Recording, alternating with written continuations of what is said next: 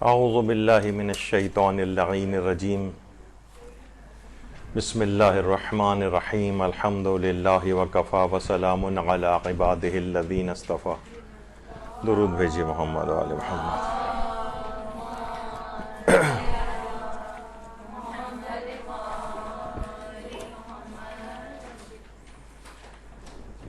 زیارات اور نماز زیارات کے سلسلے کے فقہی احکام.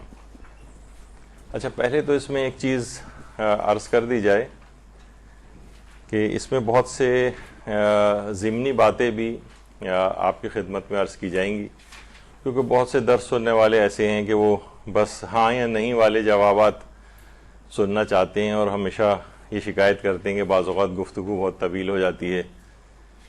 تو کیونکہ اس میں کوئی ایک پہلو نہیں ہوتا، مثلا کوئی ایک مسئلہ بیان ہو رہا ہے تو اس کے ضمن میں اس کے پیٹ میں بہت سارے مسئلے ہوتے ہیں جو کہ بیان کیے جاتے ہیں، اور پھر یہ ایک ایک دو دو تین تین پانچ پانچ منٹ کے کلپس کے لحاظ سے بنایا نہیں جا رہا ہے، بلکہ طالبات کی ایک تربیت کی جا رہی ہے، انہیں معاشرے میں کام کرنا ہے، ان کو بیک گراؤنڈ انفارمیشن اس کی ہونی چاہیے.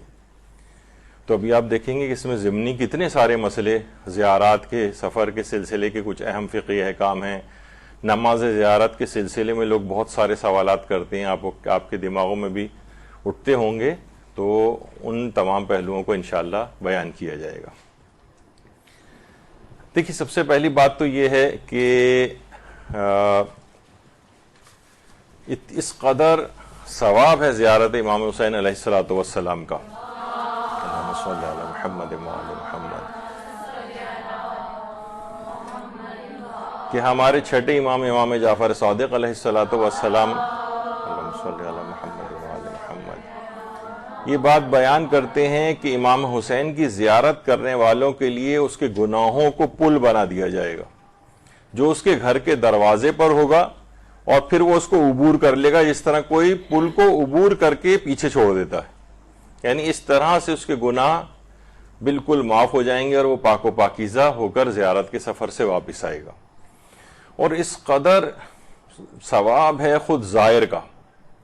زائر کہ کتنے بڑے بڑے علماء ہیں، جیسے آیت اللہ شیخ محمد باقر ایروانی، یعنی یہ وہ عالم دین ہیں کہ جو آیت اللہ خوئی کے بھی شاگرد رہ چکے ہیں، آیت اللہ باقر الصدر کے بھی شاگرد رہ چکے ہیں، آیت اللہ سعید الحکیم کے بھی شاگرد رہ چکے ہیں، اور آیت اللہ سیستانی کے بھی شاگرد رہ چکے ہیں، اور اب یہ خود درس خارج دیتے ہیں نجف میں استدلالی فقہ کا.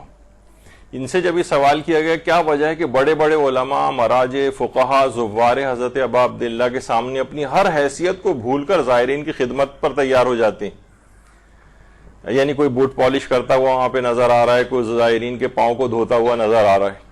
تو آیت اللہ باقر ایروانی نے جواب دیا، کس مقام اور مرتبے کی آپ بات کرتے ہیں، کس حیثیت کو ہماری بھولنے کی آپ بات کرتے ہیں؟ میں زوار حسین کے جوتے پالش کرنا بھی اپنے لیے سعادت سمجھتا ہوں، اور ایسا نہیں کہ میں نے اپنی کسی حیثیت کو قربان کیا ہو، بلکہ میں خادم حسین بننے کی حیثیت پر امام حسین کا شکر گزار اور ممنون ہوں کہ ہمیں ان خدمتوں کا موقع مل رہا ہے.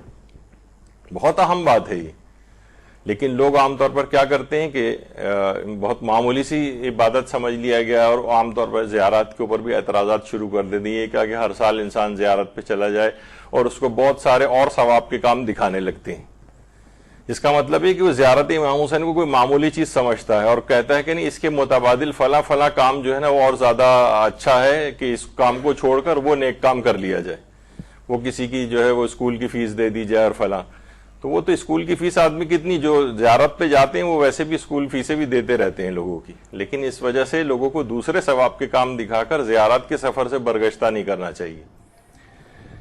اچھا، اب ایک سوال ہے، ہم مختلف سوالوں کے جواب اس میں دیتے ہوئے جائیں گے کہ کیا امام زادے ہیں اور اصحاب ائمہ ہیں، ان کی قبور کی زیارت کے لیے بھی انسان جاتا ہے؟ کیا ان کی قبور کی زیارت کے بعد نماز زیارت پڑھنا مستحب ہے؟ مثلا کون کون سے اصحاب ائمہ ہیں جناب؟ جیسے حضرت کمیل ابن زیاد ہیں. حضرت کمیل ابن زیاد کس قدر عظیم المرتبت صحابی ہیں حضرت امیر المومنین علیہ الصلوۃ والسلام کے. اللہم صلی علی محمد و آل محمد. اچھا اتنا اور بتا دیا جائے کہ غیر شیعہ حضرات میں کمیل ایک لحاظ سے متروک ہیں اور وہ ان سے احادیث نہیں لیتے ہیں، جبکہ کمیل ابن زیاد نخعی، حضرت کمیل امیر المومنین کے بھی صحابی تھے، امام حسن علیہ السلام کے بھی صحابی تھے، امام حسین علیہ السلام کے بھی صحابی تھے، اور 90 سال کی عمر انہوں نے پائی ہے، اور واقع کربلا کے بھی تقریباً 20-21 سال جو ہے بعد حجاج نے ان کو قتل کیا ہے۔ ان کی قبر مسجد حنانہ کے پاس ہے کہ جو کہ نجف اور کوفہ کے درمیان میں ہے۔ یہ کتنے عرصے پہلے ایک زمانہ تھا کہ حضرت کمیل کا روضہ اس انداز سے ہوا کرتا تھا، لیکن اب ظاہر ہے بڑا پرشکو اس لحاظ سے ہو گیا ہے، اور لوگ یہاں پر جاتے ہیں اور یہاں پر جا کر ان کی زیارت وغیرہ بھی پڑھتے ہیں، اور انہی سے وہ ہے دعائے کمیل۔ دعائے کمیل آپ کو پتہ ہے کہ ہر شب جمعہ خود مولا امیر المومنین علیہ السلام نے حضرت کمیل سے یہ بات فرمائی تھی کہ اے کمیل ہر شب جمعہ اس دعا کو پڑھنا چاہیے، اور یا ورنہ زندگی میں کم سے کم ایک مرتبہ تو اس کو پڑھنا چاہیے، اور ایک دفعہ بھی اگر کوئی پڑھ لے اس کو تو اس کے تمام امور کی کفایت ہو جائے گی، اس کا رزق بہت وسیع ہو جائے گا، اور وہ شخص مغفرت سے محروم نہیں ہوگا کہ جو کہ دعائے کمیل پڑھتا ہے۔ البتہ امام خمینی کے حوالے سے یعنی ان کے جو مقلدات ہوں وہ ان کے نزدیک اور سارے ہی مجتہدین کے نزدیک دعائے کمیل عورت اپنے مخصوص ایام میں بھی پڑھ سکتی ہے، لیکن امام خمینی فرماتے تھے کہ صرف ایک سورہ سجدہ کی ایک آیت سجدہ اس میں آتی ہے، تو وہ اگر اس کو تلاوت نہ کرے، کیونکہ ان کے لحاظ سے ایک آیت سورہ یعنی جو سجدے والے سورے ہیں ان کی ایک آیت بھی پڑھنا حرام ہے، تو وہ ایک آیت بھی اگر وہ پڑھ دی جائے اور خاتون اس لحاظ سے یعنی اس کے لیے جائز نہیں ہے اس کو پڑھنا، تو اس کو نکال کر باقی پورا جو دعائے کمیل ہے وہ پڑھی جا سکتی ہے۔ تو خود کمیل اتنی عظیم صحابی، ان کی زیارت کے لیے لوگ جاتے ہیں۔ اور اسی طرح سے میثم تمار ہے۔ تمار آپ کو پتہ ہے یہ کھجور بیچنے کا ان کا کام تھا، اور عاشورہ سے پہلے ہی ابن زیاد نے ان کو سولی دے دی تھی میثم تمار کو۔ اچھا ایک ویسے میثم جو ہیں ان کو کوفی کہا جاتا ہے، یا بنو اسد سے ان کا تعلق کہا جاتا ہے، لیکن اصلاً یہ عجمی تھے، یعنی عرب نہیں تھے بلکہ بنو اسد کی ایک خاتون تھیں، ان کے غلام تھے، اور پھر بعد میں آزاد ہوئے تھے، تو اس لحاظ سے ان کو اسدی اور کوفی کہا جاتا ہے۔ تو یہ بھی 3 ائمہ کے صحابی تھے، اور میثم تمار کے متعلق کہا جاتا ہے کہ یہ غیبی علوم سے بھی آگاہ تھے، اور جب انہیں تختہ دار پہ لٹکایا گیا تھا اور یہ فضائل امیر المومنین بیان کر رہے تھے، تو یہ پہلے شخص ہیں کہ جن کے منہ میں لگام ڈالی گئی تھی، لگام، اور پھر خنجر سے بھی وار کر کے پھر بہرحال ان کی شہادت ہوئی تھی۔ اور اس قدر قرآن کی تفسیر کے ماہر تھے کہ جو خود مفسر قرآن ابن عباس، حضرت عبداللہ ابن عباس جو خود مفسر قرآن تھے، ان سے میثم تمار کہتے تھے کہ اے ابن عباس تفسیر قرآن کے متعلق جو چاہو مجھ سے پوچھو۔ بہت ہی عظمت ہے، ہم لوگ سوچتے ہیں کہ شاید فقط مولا کے اس لحاظ سے ایک صحابی تھے، یعنی علمی عظمت بھی بہت زیادہ تھی میثم کی۔ ان کی قبر کی زیارت کے لیے بھی لوگ جاتے ہیں، اور وہاں پہ جب جاتے ہیں تو پھر نماز زیارت۔ اسی طریقے سے یہ خیر یہ بھی میثم تمار کی اندر سے آپ زیارت کر سکتے ہیں ان کی قبر کے۔ اللہم صلی علی محمد و آل محمد۔ اسی طرح سے حضرت حبیب ابن مظاہر۔ اچھا اتنا اور بتا دیا جائے کہ حضرت حبیب ابن مظاہر یہاں پر زیادہ مشہور ہے، اور ویسے آیت اللہ مامقانی جو تھے، جو کافی رجال کے بھی ماہر تھے، وہ یہ کہتے تھے کہ اصل اس کا تلفظ جو ہے وہ مظاہر ہی ہے، اور وہ بہت سے زیارت ناموں کو بیس بناتے تھے دلیل کے طور پر کہ ان میں مظاہر آیا ہے۔ لیکن آیت اللہ محسن امین عاملی ہیں، اس کے برخلاف بھی ایک نظریہ ہے۔ ان کے میں نام کے تلفظ کے اعتبار سے ایک چیز بتا رہا ہوں، وہ کہتے تھے کہ اس کو صحیح طور پر تلفظ کرنا چاہیے حضرت حبیب ابن مظاہر، یہ ہے اصل لفظ۔ اور اور انہوں نے کہا کہ اصل میں متاخرین جو علماء ہیں ان کے اندر یہ لفظ تبدیل ہوتے ہوتے مظاہر ہو گیا ہے، جو کہ غلط ہے، اصل میں مظاہر بروزان مطہر ہے یہ۔ تو بہرحال یہ علماء میں ہے، اور یہاں پر ہمارے ہاں انڈو پاکستان میں مظاہر ہی زیادہ رائج ہے۔ اور سوچیں کہ اس قدر ان کی عظمت تھی، ان کی زیارت کے لیے بھی، قبر کی زیارت بھی خود، کیونکہ حضرت امام حسین علیہ السلام کی قبر مبارک کے 10 میٹر کے فاصلے پر ہی حضرت حبیب کی قبر ہے، اور ان کی قبر کی زیارت کے لیے بھی لوگ جاتے ہیں. تو اس قدر عظمت تھی کہ امام حسین فرماتے تھے کہ حبیب ہر شب میں ایک قرآن ختم کرتے تھے. اور حافظ جو اہل سنت کے علماء ابن حجر عسقلانی، انہوں نے ان کو صحابی رسول بھی قرار دیا ہے. البتہ شیخ طوسی ہیں، انہوں نے ان کو حضرت امیر المومنین کا اور امام حسین کا صحابی بتایا ہے، اور کہیں پہ بھی صحابی رسول کے طور پر ان کا تذکرہ نہیں کیا ہے. لیکن اہل سنت علماء جو ہے ان کو صحابی رسول قرار دیتے ہیں، اور امکان بھی اسی کا ہے، چاہے انہوں نے اس کو نہ لکھا ہو. اور خود ان کی اتنی عظمت تھی کہ زیارت ناہیہ میں امام زمانہ علیہ السلام نے ان کو سلام کیا ہے. اللہم صلی علی محمد و آل محمد. اب جب جا ہی رہے ہیں، امام حسین کی قبر کی زیارت بھی ہو رہی ہے اور وہاں نماز زیارت پڑھی جا رہی ہے. اسی طرح حبیب ابن مظاہر، یہ خود صحابی امام ہیں، اور ان کی بھی زیارت، اب ان کی زیارت کا فقہی حکم کیا ہے ابھی بتاتا ہوں. اسی طرح امام زادہ مثلا امام زادہ یاسر و ناصر ہیں، حضرت امام موسیٰ کاظم علیہ السلام کے فرزندوں میں سے ہیں. اللہم صلی علی محمد و آل محمد. اور جن لوگوں نے زیارت کے ایران کے سفر کیے، انہیں پتہ ہے کہ مشہد سے تقریباً 5 کلومیٹر کے فاصلے پر ان کا جو ہے وہ روضہ ہے، دونوں امام زادوں کا. تو اچھا، اتنا، اور تھوڑا سا ایک بیچ میں ایک چیز اور آ گئی ہے.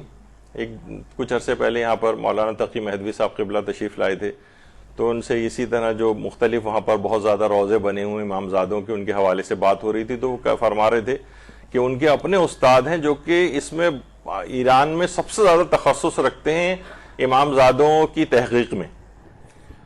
تو انہوں نے بہرحال اپنی اس لحاظ سے بات بتائی کہ تقریباً 70-75% ایسے امام زادے جن کے وہاں پر روضے بھی بنے ہوئے ہیں، ان کا ثابت نہیں ہے کہ ان کا یہ امام زادے ہیں.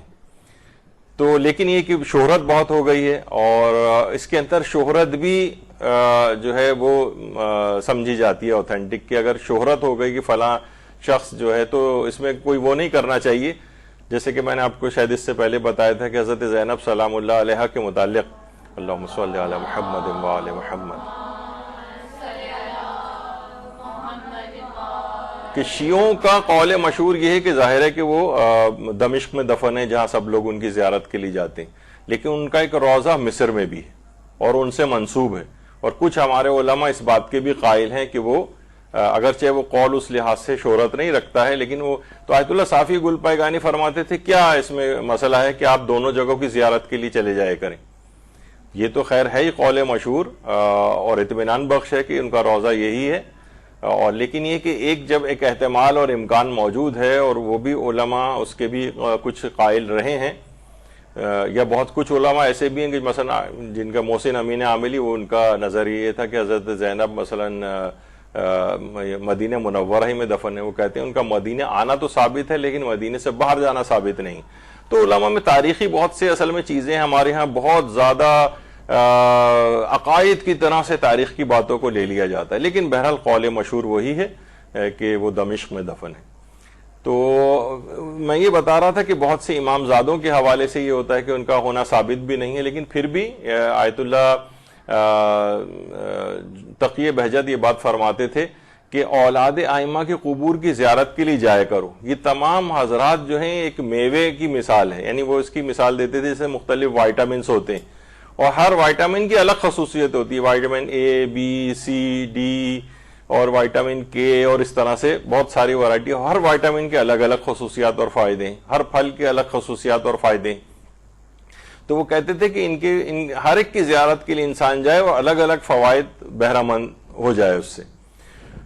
تو یہ ایک اس کے اندر آتا ہے کہ کیا امام زادوں اور اصحاب ائمہ کی قبور کی نماز زیارت بھی مستحب ہے، جبکہ اتنے اہم ترین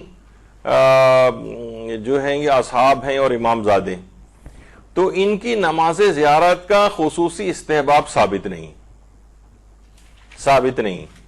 کہ ان کی نماز، بلکہ کوئی ان کے لیے نماز زیارت اصلاً وارد ہی نہیں ہوئی. لیکن اگر کوئی یہ کرنا چاہے، آیت اللہ سیستانی فرماتے ہیں کہ رجائے مطلوبیت کی نیت سے امامزادوں یا اصحاب ائمہ کی زیارت کی جا سکتی، رجائے مطلوبیت کی نیت سے کہ بھائی نماز ہی تو ہے، نماز پڑھ رہے ہیں ہم۔ البتہ یہ وہ فرماتے ہیں کہ اور زیادہ بہتر یہ ہے کہ آپ کوئی سی بھی 1-2 رکعت نماز پڑھیں، اور اس کے بعد جن کی آپ زیارت کے لیے گئے ہوں، جس امام زادے کی یا مثلا اصحاب ائمہ کی، ان کو اس 2 رکعت نماز زیارت کا ثواب ہدیہ کر دیں، یہ زیادہ بہتر ہے۔ یعنی کیونکہ نماز زیارت الگ سے کوئی وارد نہیں ہوئی ہے، آئی نہیں ہے، اب آپ خود سے ایک نماز زیارت پڑھ رہے ہوں تو وہ فرماتے ہیں رجائے مطلوبیت کی نیت سے تو پڑھ سکتے ہیں، لیکن مستحب کی نیت سے نہیں پڑھ سکتے۔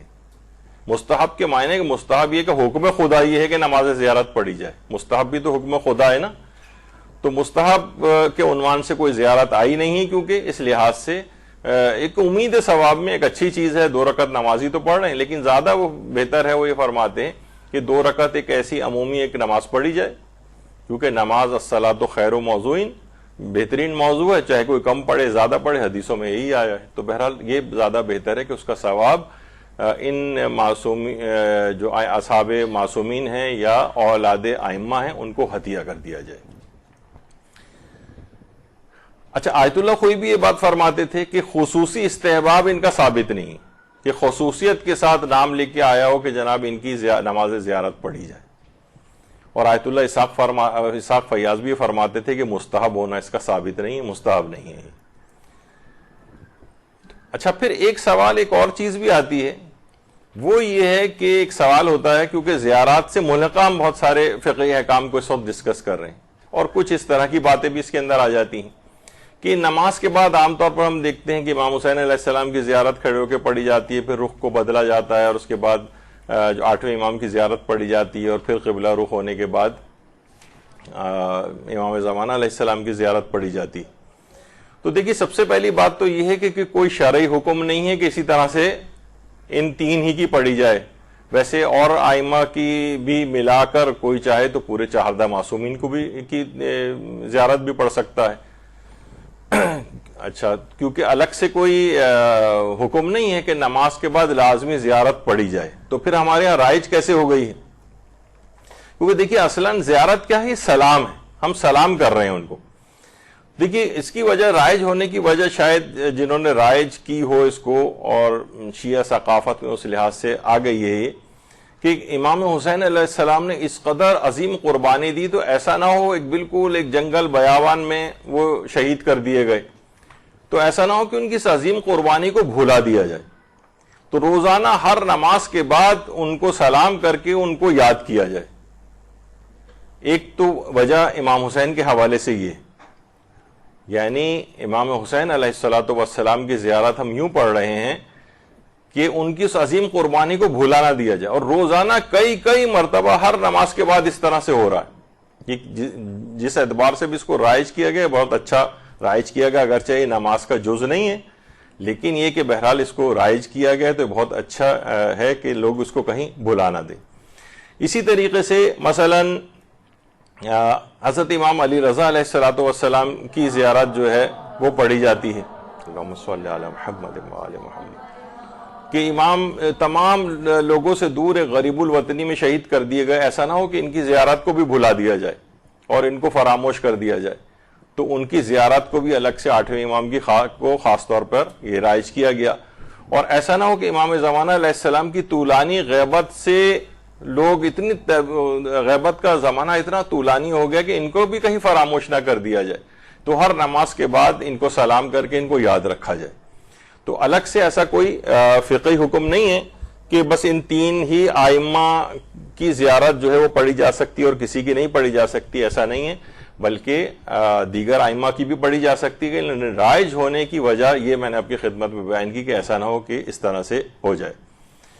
اور اس لحاظ سے دیکھیں ضروری نہیں ہے، بلکہ علماء کے ہاں تو اس قدر رائج ہے یہ چیز کہ آیت اللہ شیخ عبد الکریم حائری، یہ تو جنہوں نے حوضہ علمیہ قم قائم کیا، یہ تو نماز کے شروع کرنے سے پہلے 3 مرتبہ امام حسین پر سلام کیا کرتے تھے۔ ہمارے ہاں تو نماز کے بعد ہے نا زیارت پڑھی جاتی ہے، وہ تو نماز کے شروع میں بھی پڑھا کرتے تھے۔ جب ان سے پوچھا گیا کہ کیا یہ آپ کسی روایت کی بنا پر ایسا کرتے ہیں، فرماتے تھے نہیں روایت تو کوئی نہیں ہے، لیکن میں اس نماز، ذکر اور یاد خدا کو امام حسین کے مرہون منت جانتا ہوں۔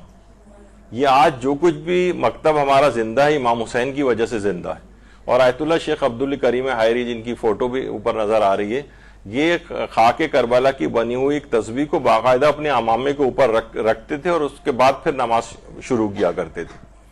تو بہرحال یہ علماء کی عقیدت کا تو اس قدر انداز ہے کہ یہ نہیں کہ ہم نماز کے بعد صرف وہ ان کے اوپر سلام کریں۔ بہت سے علماء جیسے شیخ عبدالکریم حائری تو 3 دفعہ نماز سے پہلے امام حسین پر سلام کرتے تھے، اور اس کی ایک وجہ بھی بیان کرتے تھے، ہم جلدی سے اس کو ذکر کر دیتے ہیں کہ شیخ عبدالکریم حائری فرماتے ہیں کہ میں کربلا میں تھا، ایک مرتبہ میں نے دیکھا خواب میں کہ کوئی مجھ سے کہہ رہا ہے کہ اپنے تمام کاموں کو سمیٹ لو کیونکہ 3 دن بعد تم انتقال کر جاؤ گے۔ کہہ رہے ہیں تیسرے دن میری طبیعت شدید خراب ہو گئی، یہاں تک کہ بالکل موت کا وقت آن پہنچا۔ فرماتے ہیں ملک الموت میری روح قبض کرنا چاہتا تھا تو میں نے آخری لمحے اپنے سر کو کربلا کی جانب کیا اور عرض کیا یا ابا عبداللہ میں موت سے اتنا خوفزدہ نہیں ہوں، لیکن میں آپ کے دین اور مکتب کے لیے کوئی اہم کام کر کے جانا چاہتا ہوں۔ جب میں نے یہ التماس کی تو دیکھا ایک فرشتے نے ملک الموت سے کہا کہ مولا ابا عبداللہ علیہ السلام نے یہ بات بیان فرمائی ہے کہ عبدالکریم نے ہم سے توسل کیا ہے، لہٰذا اسے مہلت دے دو۔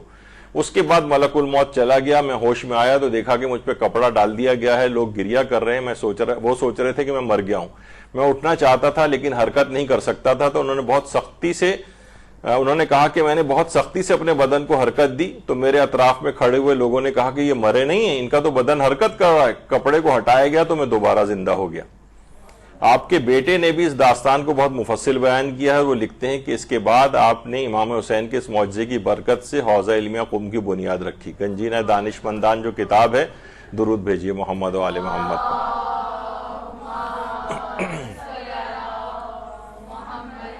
اس وجہ سے شیخ عبدالکریم حائری امام حسین کے توسط سے ہی ان کو زندگی ملی تھی، ان کے وسیلے سے، اور اتنا بڑا کام ان سے لینا تھا کہ حوزہ علمیہ قم کی بنیاد اس کے بعد رکھی ہے انہوں نے۔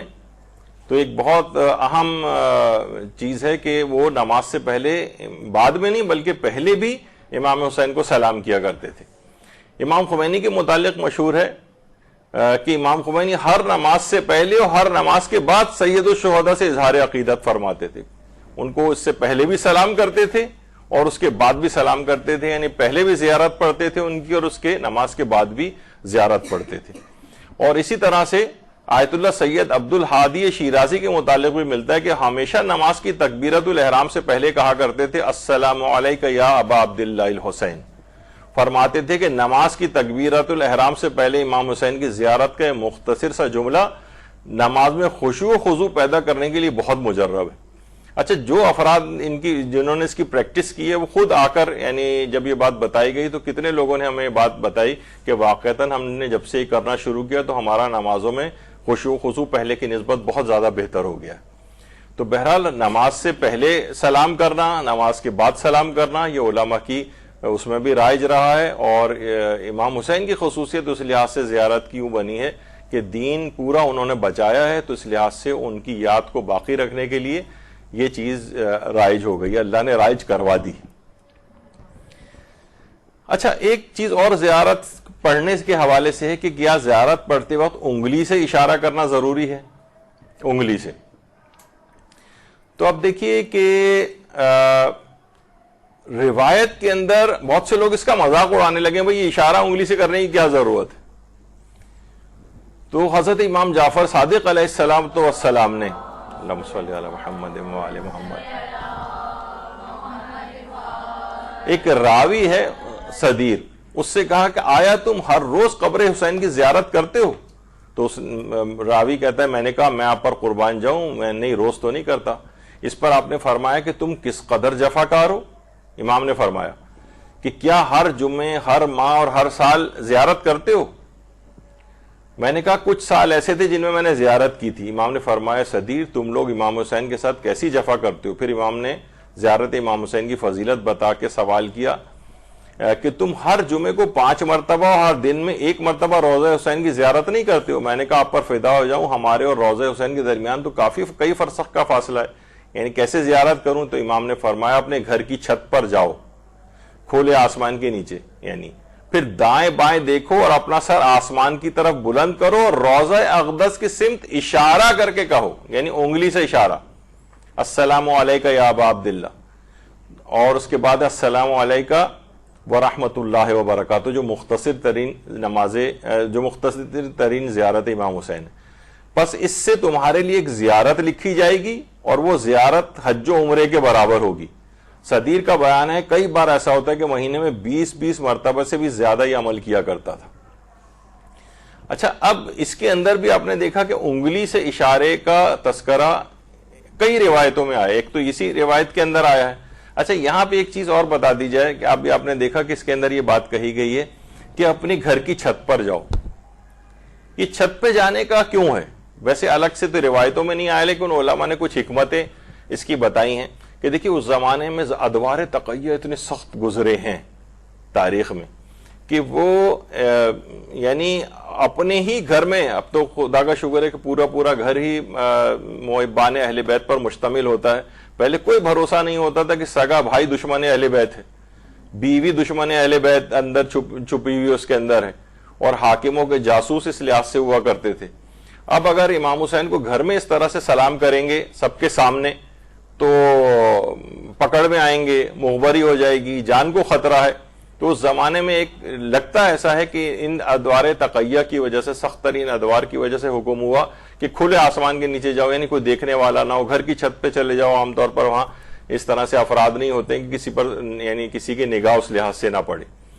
لیکن یہ کہ کیونکہ روایت میں آیا تو اب بھی بہت سارے زیارات کے سلسلے میں لوگ کھلے آسمان میں یا گھر کی چھت پر جا کر زیارات کو پڑھتے ہیں، لیکن شاید یہ ادوار تقیہ کی وجہ سے ہے کہ جانوں کو بچانے کے لیے ایسا حکم دیا گیا ہو شاید۔ اچھا، اور روایتوں کے اندر بھی ہے کہ بہت سارے لوگ ایسے ہیں کہ دل کی خواہش رکھنے کے باوجود عاشورے کے روز کربلا میں زیارت قبر امام حسین کے لیے حاضر نہیں ہو سکتے۔ وہ کیا کریں؟ علقمہ فرماتے ہیں کہ میں نے امام محمد باقر علیہ السلام سے پوچھا، اللہم صلی علی محمد وآل محمد، کہ اس بندے کا اجر و ثواب کیا ہے جو کربلا سے بہت دور رہتا ہو اور اس کے لیے روز عاشورہ امام حسین کی زیارت کرنا ممکن نہ ہو؟ تو امام نے فرمایا وہ بندہ اس دن صحرا میں جائے یا گھر کی چھت پر چلا جائے۔ صحرا میں جائے، دیکھ رہے ہیں آپ، یعنی یا گھر کی چھت پر جائے اور ہاتھ سے اشارہ کر کے امام حسین کو سلام کرے۔ یہاں پہ بھی انگلی سے، ہاتھ سے اشارے کا تذکرہ آیا، اور پھر امام کے قاتلوں پر لعنت کرے اور 2 رکعت نماز پڑھے اور توجہ کرے کہ اس کام کو روز عاشورہ ظہر سے پہلے انجام دے۔ پھر امام حسین کے لیے گریہ وزاری کرے، اگر لوگ گھر میں ہوں تو ان کو بھی امام حسین پر گریہ کا کہے، اپنے گھر میں مجلس عزا برپا کرے۔ خیال رہے جب بھی اہل خانہ ایک دوسرے سے ملیں تو غم و گریہ کی حالت میں ہوں، اور ضروری ہے کہ بعض اہل خانہ ایک دوسرے کو امام حسین کے غم و مصیبت پہ تعزیت پیش کریں، اور جب وہ ان کہے ہوئے تمام کاموں کو انجام دیں گے تو میں ضمانت دیتا ہوں کہ جو بھی ثواب ذکر ہوا ہے وہ سب خدا ان کو عطا کرے گا۔ راوی نے کہا کہ میں آپ پر قربان، آپ ان کے لیے ان سب ثوابوں کی ضمانت دیتے ہیں مولا؟ امام نے فرمایا ہاں، اگر اس حکم کے مطابق انجام دیں گے تو میں ضمانت دیتا ہوں۔ علقمہ کہتے ہیں میں نے امام سے عرض کی اگر بعض اہل خانہ ایک دوسرے کو تعزیت پیش کریں تو کیا کہیں؟ پھر امام نے پورا وہ جملہ بتایا جو کہ عام طور پہ عظم اللہ اجورنا والا، اب اتنا وقت نہیں کہ اس کو پورا پڑھا جائے۔ یعنی آپ نے دیکھا کہ اس کے اندر پورا وہ طریقہ کار کہ اگر کوئی شخص وہاں پر حاضر نہیں بھی ہو سکا ہے تب بھی اس پورے ثواب کو حاصل کر سکتا ہے اس انداز سے جیسے کہ امام نے اس میں تذکرہ کیا ہے۔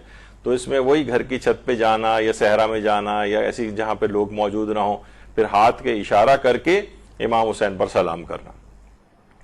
تو یہ بھی حکم ہو گیا کہ بہت اصل میں لوگ بہت ان چیزوں کا مذاق اڑانے لگے کہ بھئی یہ کیا زیارت ہی تو پڑھنی ہے، اور بہت سے لوگ سیدھا ہاتھ کر کے بھی بالکل کھڑے رہتے ہیں کیونکہ ہم دور سے زیارت پڑھ رہے ہیں۔ تو روایات جس کے اندر دور سے زیارت پڑھنے کا حکم ہے تو اس میں خاص طریقہ بھی بتایا گیا کہ اس طرح سے خیر ہاتھ چھوڑ کر بھی پڑھ سکتے ہیں، لیکن اگر حدیث کے اوپر عمل ہی ہو جائے اور انگلی سے اشارہ کر دیا جائے تو اس میں کیا حرج ہے۔ اچھا، اب یہ جو نماز زیارت کے بعد پڑھی جاتی اس کا فلسفہ کیا ہے، یہ کیوں پڑھی جا رہی؟ دیکھیے عام طور پر اصل زیارت تو وہی ہے نا جو قبر پہ جا کر ہوتی، قبر کے پاس انسان پہنچتا ہے، وہاں زیارت پڑھتا ہے۔ تو دیکھیے نماز زیارت یعنی زیارت کی جو نماز ہے وہ اللہ کے لیے پڑھی جا رہی، کیونکہ نماز ہوتی ہے اللہ کے لیے، ہم کسی امام کو تو سجدہ بھی نہیں کرتے ہیں، نہ ہم کسی امام کی کوئی عبادت کرتے ہیں، نماز پڑھی جا رہی ہے اللہ کے لیے۔ تو قبر ایسا نہ ہو کہ شیعت پر یہ الزام لگ جائے کہ یہ لوگ قبر پرستی کرتے ہیں، قبر کو اپنا معبود بناتے ہیں، قبر کو جا کر مثلا سجدہ کرتے ہیں.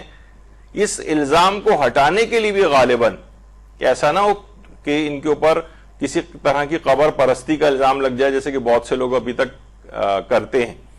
تو یہ بہت بڑا ایک حکم اس لحاظ سے ہے کہ انسان 2 رکعت نماز زیارت اللہ کے لیے پڑھے، قبلہ رخ ہو کر اللہ کے لیے، تاکہ تم پر سے الزام ہٹ جائے کہ تم کوئی قبر پرستی کرنے کے لیے یہاں پر آئے ہو یا ان کو معبود سمجھ کر یہاں پر آئے ہو. جیسے کہ اس کے باوجود بھی یہ الزام خیر لگا ہے، لیکن ہمارے پاس بہت سالڈ اس کے آرگومنٹس ہوتے ہیں، دلائل ہوتے ہیں کہ ایسا کچھ بھی نہیں ہے. ہم کوئی قبر پرستی نہیں کرتے ہیں، قبر کی زیارت کا حکم دیا گیا ہے، اور امام حسین کی قبر کی زیارت کو تو الگ سے کتنی کثیر تعداد میں حکم موجود ہے. اور یہاں کر ہم اس عمل سے کہ ہم جو نماز زیارت پڑھ رہے ہیں اس بات کی نفی کرتے ہیں کہ پروردگار، یعنی لوگوں کو بھی اس لحاظ سے ابلاغ کرنے کے لیے کہ ہم صرف عبادت اللہ کی کرتے ہیں اور اسی کے حکم کے تحت یہاں زیارت کے لیے آئیں، تاکہ یہ چیز ہو جائے کہ ہم قبر کی پرستش نہیں کرتے بلکہ اللہ کی پرستش کرتے ہیں. اس وجہ سے نماز زیارت کا ایک حکم شاید رکھا گیا ہو. یعنی اس میں مختلف احتمالات ہیں. بہرحال اچھا، اب کیا نماز زیارت سے پہلے اذان و اقامت دی جا سکتی؟ ایک سوال ہے یہ بھی. نماز زیارت سے پہلے اذان و اقامت، تو اس کا جواب یہ ہے کہ نماز زیارت سے پہلے اذان و اقامت کا کوئی فقہی حکم، کوئی اللہ کا حکم موجود نہیں، غیر مشروع ہے. یعنی مشروعیت اس کی نہیں ہے، شریعت میں اس کا کوئی حکم نہیں ہے.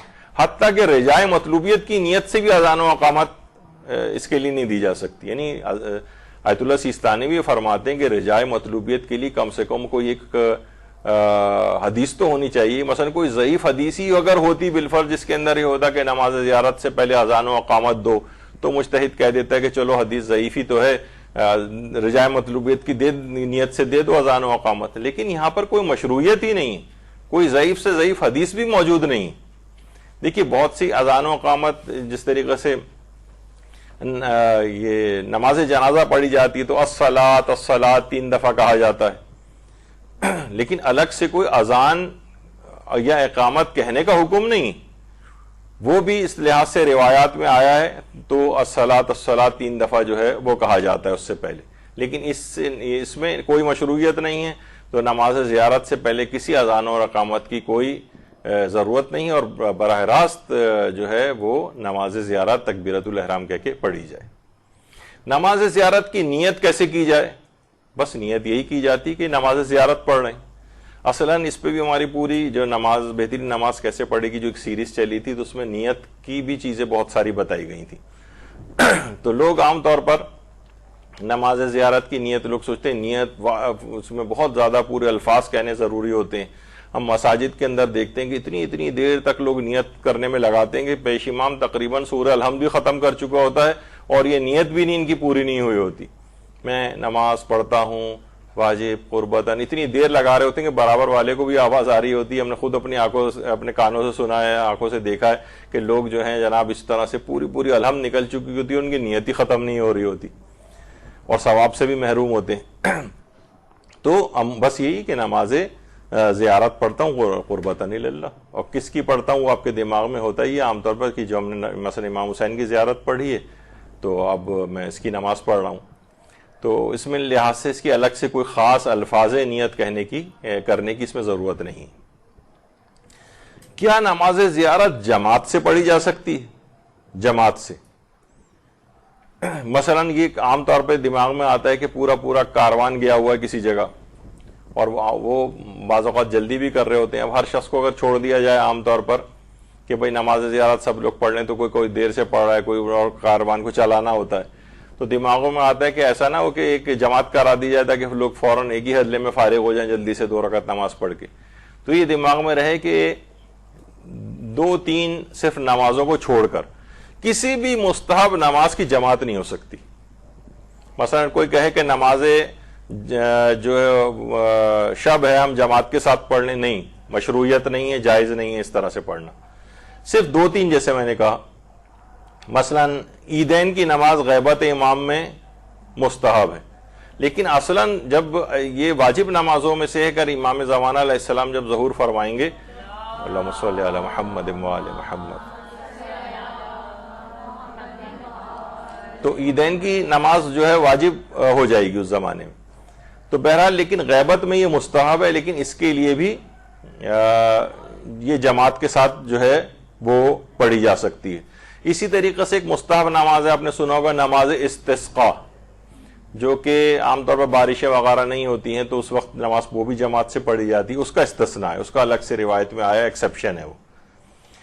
اور ایک نماز اور ہے جس میں علماء میں تھوڑا سا ایک اختلاف ہے، اگرچہ آیت اللہ سیستانی اور آیت اللہ خوئی وہ تو کہتے ہیں کہ اشکال ہے اس نماز میں، وہ ہے نماز عید غدیر کے روز. جو نماز عید غدیر ہے وہ جماعت کے ساتھ پڑھنا، ایک مستحب نماز ہے تو اس کو جماعت سے پڑھنا. لیکن آیت اللہ سیستانی فرماتے ہیں اشکال ہے جماعت میں، یعنی جماعت صحیح نہیں ہے اس کی. آیت اللہ خوئی بھی یہی فرماتے تھے، اور بہت سے علماء تو منع کرتے ہیں اس سے.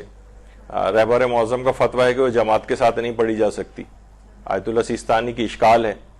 لیکن پھر بھی اس پہ کیا کرتے ہیں لوگوں کا ایک دم سے بہت زیادہ انٹرنیٹ اور سوشل میڈیا پہ جب عید غدیر آئے گی تو آپ دیکھیں گے کہ اس سے پہلے لوگ بہت زیادہ اس کے خلاف لکھنا شروع ہو جاتے ہیں، کیونکہ آیت اللہ سیستانی نے اشکال لگایا ہے، رہبر معظم نے بھی فتویٰ دیا ہے. لیکن ایسا نہیں ہے، دیگر اگر مراجع کو دیکھیں تو بہت سے مراجع اس نماز کو جماعت سے پڑھنے کے قائل ہیں. جیسے میں نے کہا کہ فقہی مسئلہ اختلافی ہے تو دوسرے مراجع اور ان کے مقلدین کو اسپیس دینی چاہیے. یعنی ایسا نہ ہو کہ آپ کہیں کہ بھائی کیونکہ میرے مرجع اس کو منع کر رہا ہے تو بس میں یہ نہ سب پہ لاگو کروں گا اور اس کی تبلیغ کروں گا کہ اس کے علاوہ ہر مرجع کی بات غلط ہے. یہ ایک بہت عجیب و غریب اور ایک غلط رجحان پیدا ہو گیا ہے. ہر مرجع کو اس لحاظ سے اس کے فتوے کا ایک احترام ہے، وہ والا احترام لوگوں کو دینا چاہیے. تو مثلا آیت اللہ بہجت کہتے تھے رجائے مطلوبیت کی نیت سے، جو کہتے تھے کہ نماز عید غدیر جو ہے وہ پڑھی جا سکتی ہے. اور اسی طریقے سے آیت اللہ صافی گل پائیگانی تو مستحب سمجھتے ہیں کہ نماز عید غدیر کو جماعت کے ساتھ پڑھا جائے. آیت اللہ صادق روحانی جو ہے موجودہ مجتہدین کی اس میں آتے ہیں زندہ مراجع میں سے، وہ بھی اس بات کے جو ہے وہ قائل ہیں کہ اس کو پڑھا جا سکتا ہے. تو بہرحال یہ ایک دماغ میں رہے. تو لیکن نماز زیارت جو ہے مستحب نماز ہونے کی بنا پر یہ اس قانون کے اندر آتی ہے، کوئی مستحب نماز جماعت سے نہیں پڑھی جا سکتی. اور وہ جو 2-3 استثناءات میں نے پیش کیے ہیں وہ عام قانون کے اندر ایکسیپشن ہے، استثناء ہے. وہ قانون یہی ہے کہ کوئی مستحب نماز جماعت سے نہیں پڑھی جا سکتی. وہ 2-3 ایکسیپشن آئے ہیں، ان کو چھوڑ کر باقی ہر جگہ قانون چلے گا، اور یہ نماز زیارت پر بھی چلے گا. اب یہاں ان لوگوں کے حوالے سے پھر کہہ رہے ہیں جو کہتے ہیں کہ بات کو مختصر رکھا کریں، تو اس کا یہ کہ نماز زیارت جماعت سے نہیں پڑھی جا سکتی. لیکن اسی کے پیٹ میں یہ والا مسئلہ تھا کہ 2-3 نمازیں ایسی ہیں کہ جن میں ایک ایکسیپشن ہے. ایسا اب مختصر اگر بات کریں گے تو لوگ فوراً نیچے مثلا درس کے نیچے کمنٹس میں لکھنا شروع ہو جاتے ہیں نماز عیدین بھی تو مستحب ہے، تو اس کے اندر وہ بھی تو جماعت سے پڑھی جاتی ہے. تو ساری چیزیں جب آئیں گی تو ہر ایک تفصیل آئے گی اس کی. پھر اگر کم کہیں گے وہ کہیں گے نماز عید غدیر، تو وہ کہیں گے وہ تو اشکال لگا ہے، تو ہم نے یہ بتا دیا ان کا اشکال ہے، ان کا فتویٰ ہے، وہ مستحب قرار دیتے ہیں، وہ رجائے مطلوبیت قرار دیتے ہیں. اب بات طویل ہو گئی، تو وہ بات اگر واضح بالکل کرنی ہے تو کچھ نہ کچھ تفصیل میں تو اس لحاظ سے جانا پڑتا ہے. اس لحاظ سے زیارات کے سفر میں ایک اور بھی ہے کہ حائضہ عورت، اصل میں اس کو صحیح اس کا وہ ہے حائض عورت کے لیے حرم عائمہ میں داخل ہونے کا کیا مسئلہ ہے. دیکھیے صحن اور ہال میں آیت اللہ سیستانی فرماتے ہیں داخل ہونا جائز، یعنی ایسا نہیں کہ وہ بالکل اس مین دروازے سے انٹرنس سے داخل ہی نہیں ہو سکتی، نہیں ایسا نہیں. وہ فرماتے ہیں اندر بھی آ سکتی ہے، صحن میں آ سکتی ہے، ہال میں آ سکتی ہے، لیکن احتیاط واجب کی بنا پر وہ 4 دیواری جس میں ذریعہ مبارک ہے، وہ کمرہ، اس میں احتیاط واجب ہے کہ داخل نہیں ہو سکتی. اور فرماتے ہیں حکم خاص معصومین سے مخصوص ہے، لیکن جو دیگر اور مقدس مقامات ہیں، یعنی جو امام زادے ہیں مثلا یا اصحاب ائمہ ہیں، جیسے مثال دی ہے اس کے اندر بھی کہ یعنی یہ تو ہم نے یہ آیت اللہ سیستانی نے نہیں لکھا ہے، بلکہ بیچ میں لوگوں کو سمجھانے کے لیے اس بات سے، جیسے عبداللہ شاہ غازی ہیں، یہاں کے لیے حکم نہیں، یہاں پہ حائض عورت جا سکتی، حتیٰ بی بی معصومہ قم کے اس میں بھی جا سکتی، اور بلد میں جو سید محمد ہیں اس میں بھی جا سکتی ہے، قبر کے قریب تک بھی جا سکتی ہے. ہاں ویسے اس کو اچھا نہیں لگ رہا ہے اور دور سے زیارت کر لے، وہ اس میں کوئی حرج نہیں ہے. آیت اللہ بہجت وغیرہ بھی اس میں ایک احتیاط لگاتے تھے. تو لیکن آیت اللہ سیستانی وغیرہ یا رہبر وغیرہ بھی، رہبر معظم یہی فرماتے ہیں کہ صحن اور ہال وغیرہ کے اندر یا وہ جگہیں جو مسجد کے اندر شامل ہیں. مسجد میں بھی ہوتا ہے کہ ایک دروازے سے داخل ہو کر بغیر ٹھہرے دوسرے دروازے سے نکل جائیں، لیکن اس کے لیے ضروری ہے کہ 2 دروازے ہوں. یہ نہیں ہو کہ ایک ہی دروازہ ہے، ہم اندر داخل ہوئے، کونے تک گئے یا چکر لگایا اور پھر وہاں سے پھر واپس اسی دروازے سے واپس آ جائیں. نہیں، پھر اندر داخل نہ ہو. یہ اس وقت ہے کہ جب 2 دروازے ہوں، ایک دروازے سے داخل ہوں اور دوسرے دروازے سے باہر نکل جائیں. تو یہ وہاں زیارت کے حوالے سے ایک یہ مسئلہ آتا ہے. اچھا، حالت حیض میں، حیض و نفاس میں زیارت اور نماز زیارت کا کیا حکم ہے؟ تو زیارت تو کی جا سکتی ہے، لیکن ظاہر ہے کہ نماز زیارت پڑھنا حرام ہے. نماز زیارت نہیں پڑھی جا سکتی، کیونکہ نماز ہے اس کے لیے خاص طہارت کی شرط ہے، خواہ وہ مستحب نمازی کیوں نہ ہو. لیکن زیارت کی جا سکتی ہے، اور وہی ہے کہ دور میں صرف زری والے کمرے کی حد تک اس میں نہ جائیں، باقی دور سے زیارت کر سکتے ہیں، بس اس کمرے کی حد تک نہ جائیں. صحنوں میں یا رواق وغیرہ جو ہیں اور جو ہال بنے ہوتے ہیں یا وہ جگہیں جو مسجد کے حکم میں، صرف وہاں مسجد کے حکم میں جا تو سکتی ہے، لیکن اس میں پھر یہی ہے کہ گزرتے ہوئے چلے جائے، ٹھہرے نہیں. ایسا نہ ہو کہ کسی سے رک کے بیچ میں بات چیت کرنا شروع کر دی ایک جگہ پہ کھڑے ہو کر، یہ حرام ہو جائے گا بغیر ٹھہرے. کیونکہ یہ خانہ کعبہ اور مسجد نبوی وغیرہ میں بھی کہ عورت کبھی وہاں جائے اس وقت پاک ہو، لیکن مسجد میں اندر جا کر وہ اس کیفیت کے اندر اگر ہو جائے تو واجب ہے کہ فوراً نکلے وہاں سے.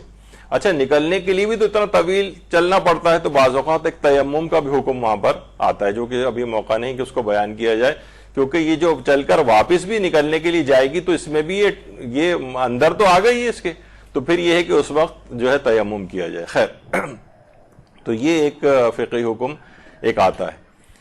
اچھا، اسی طرح سے کیا حیض و نفاس کی حالت میں زیارت عاشورہ اس کا سجدہ انجام دیا جا سکتا ہے؟ تو جواب ہے کہ جی ہاں، زیارت عاشورہ بھی پڑھی جا سکتی ہے اور اس کا سجدہ بھی کیا جا سکتا ہے. صرف اس کا جو سجدہ کرنا یہ نماز کے حکم میں نہیں ہے. نماز زیارت نہیں پڑھی جا سکتی، لیکن زیارت عاشورہ کا جو سجدہ ہے وہ انجام دیا جا سکتا ہے اور خود زیارت پڑھی بھی جا سکتی. اچھا، اب جو یہ ہے کہ نماز زیارت ہے، اس میں پڑھا کیا جائے، کیا پڑھا جائے اس میں؟ تو دیکھیے، نماز زیارت ویسے مختصر ترین تو یہ ہے کہ آپ نماز فجر کے طریقے پہ اس کو پڑھ سکتی ہیں. جس طرح فجر کی نماز پڑھتی ہیں اسی طرح نماز زیارت ہے. بلکہ فجر میں تو دوسرا سورہ بھی ایک پڑھنا ہوتا ہے. اس میں یہ ہے کہ آپ صرف سورہ الحمد پہ بھی اکتفا کر سکتی ہیں. اور خود نماز زیارت بھی یہ چلتے پھرتے بھی پڑھی جا سکتی ہے اور سواری پہ بھی پڑھی جا سکتی ہے، گاڑی ڈرائیو کرتے ہوئے بھی پڑھی جا سکتی ہے. قبلہ رخ ہونے کی شرط بھی نہیں ہوتی ہے اگر حرکت کی حالت میں پڑھی جا رہی ہو تو، اور استقرار بھی شرط نہیں ہے ہلتی ہوئی حالت میں سواری پر یا پیدل چلتے ہوئے، اس لحاظ سے پڑھی جا سکتی ہے. تو نماز زیارت کوئی اگر اتنا وقت نہیں ہے تو آپ نے جلدی سے زیارت پڑھی، اس کے بعد گاڑی میں آپ بیٹھ گئیں اور اس کے بعد اس میں قبلہ رخ، گاڑی اگر قبلے کے برخلاف بھی جا رہی ہے تو کوئی مسئلہ نہیں ہوتا ہے. تو نماز زیارت اس لحاظ سے پڑھی جا سکتی ہے. البتہ نماز زیارت میں کیا پڑھا جائے یہ تو بھی آ گیا کہ کم سے کم، لیکن بہت سے لوگ اس پہ ذرا قانے نہیں ہوتے، کہتے نہیں مستحبات والی چیز بھی بتائیں. تو اس میں یہ پھر یہ مفاتی کے اندر بھی ہے کہ نماز زیارت میں مستحب یہ ہے یا بہتر یہ ہے کہ الحمد کے بعد پہلی رکعت میں سورہ یاسین پڑھی جائے اور دوسری رکعت میں الحمد کے بعد سورہ رحمان پڑھی جائے. تو یہ اس انداز سے اس نماز کو پڑھا جا سکتا ہے. تو یہ نماز زیارت میں کیا پڑھا جائے، یہ ایک چیز آئی. اچھا، اب نماز زیارت پڑھنے کی جو بہترین جگہیں ہیں یہ کون سی ہیں؟ دیکھیے، بہترین جگہیں جیسے کہ مثلا اگر کوئی شخص قبر رسول صلی اللہ علیہ وآلہ وسلم صلی اللہ علیہ محمد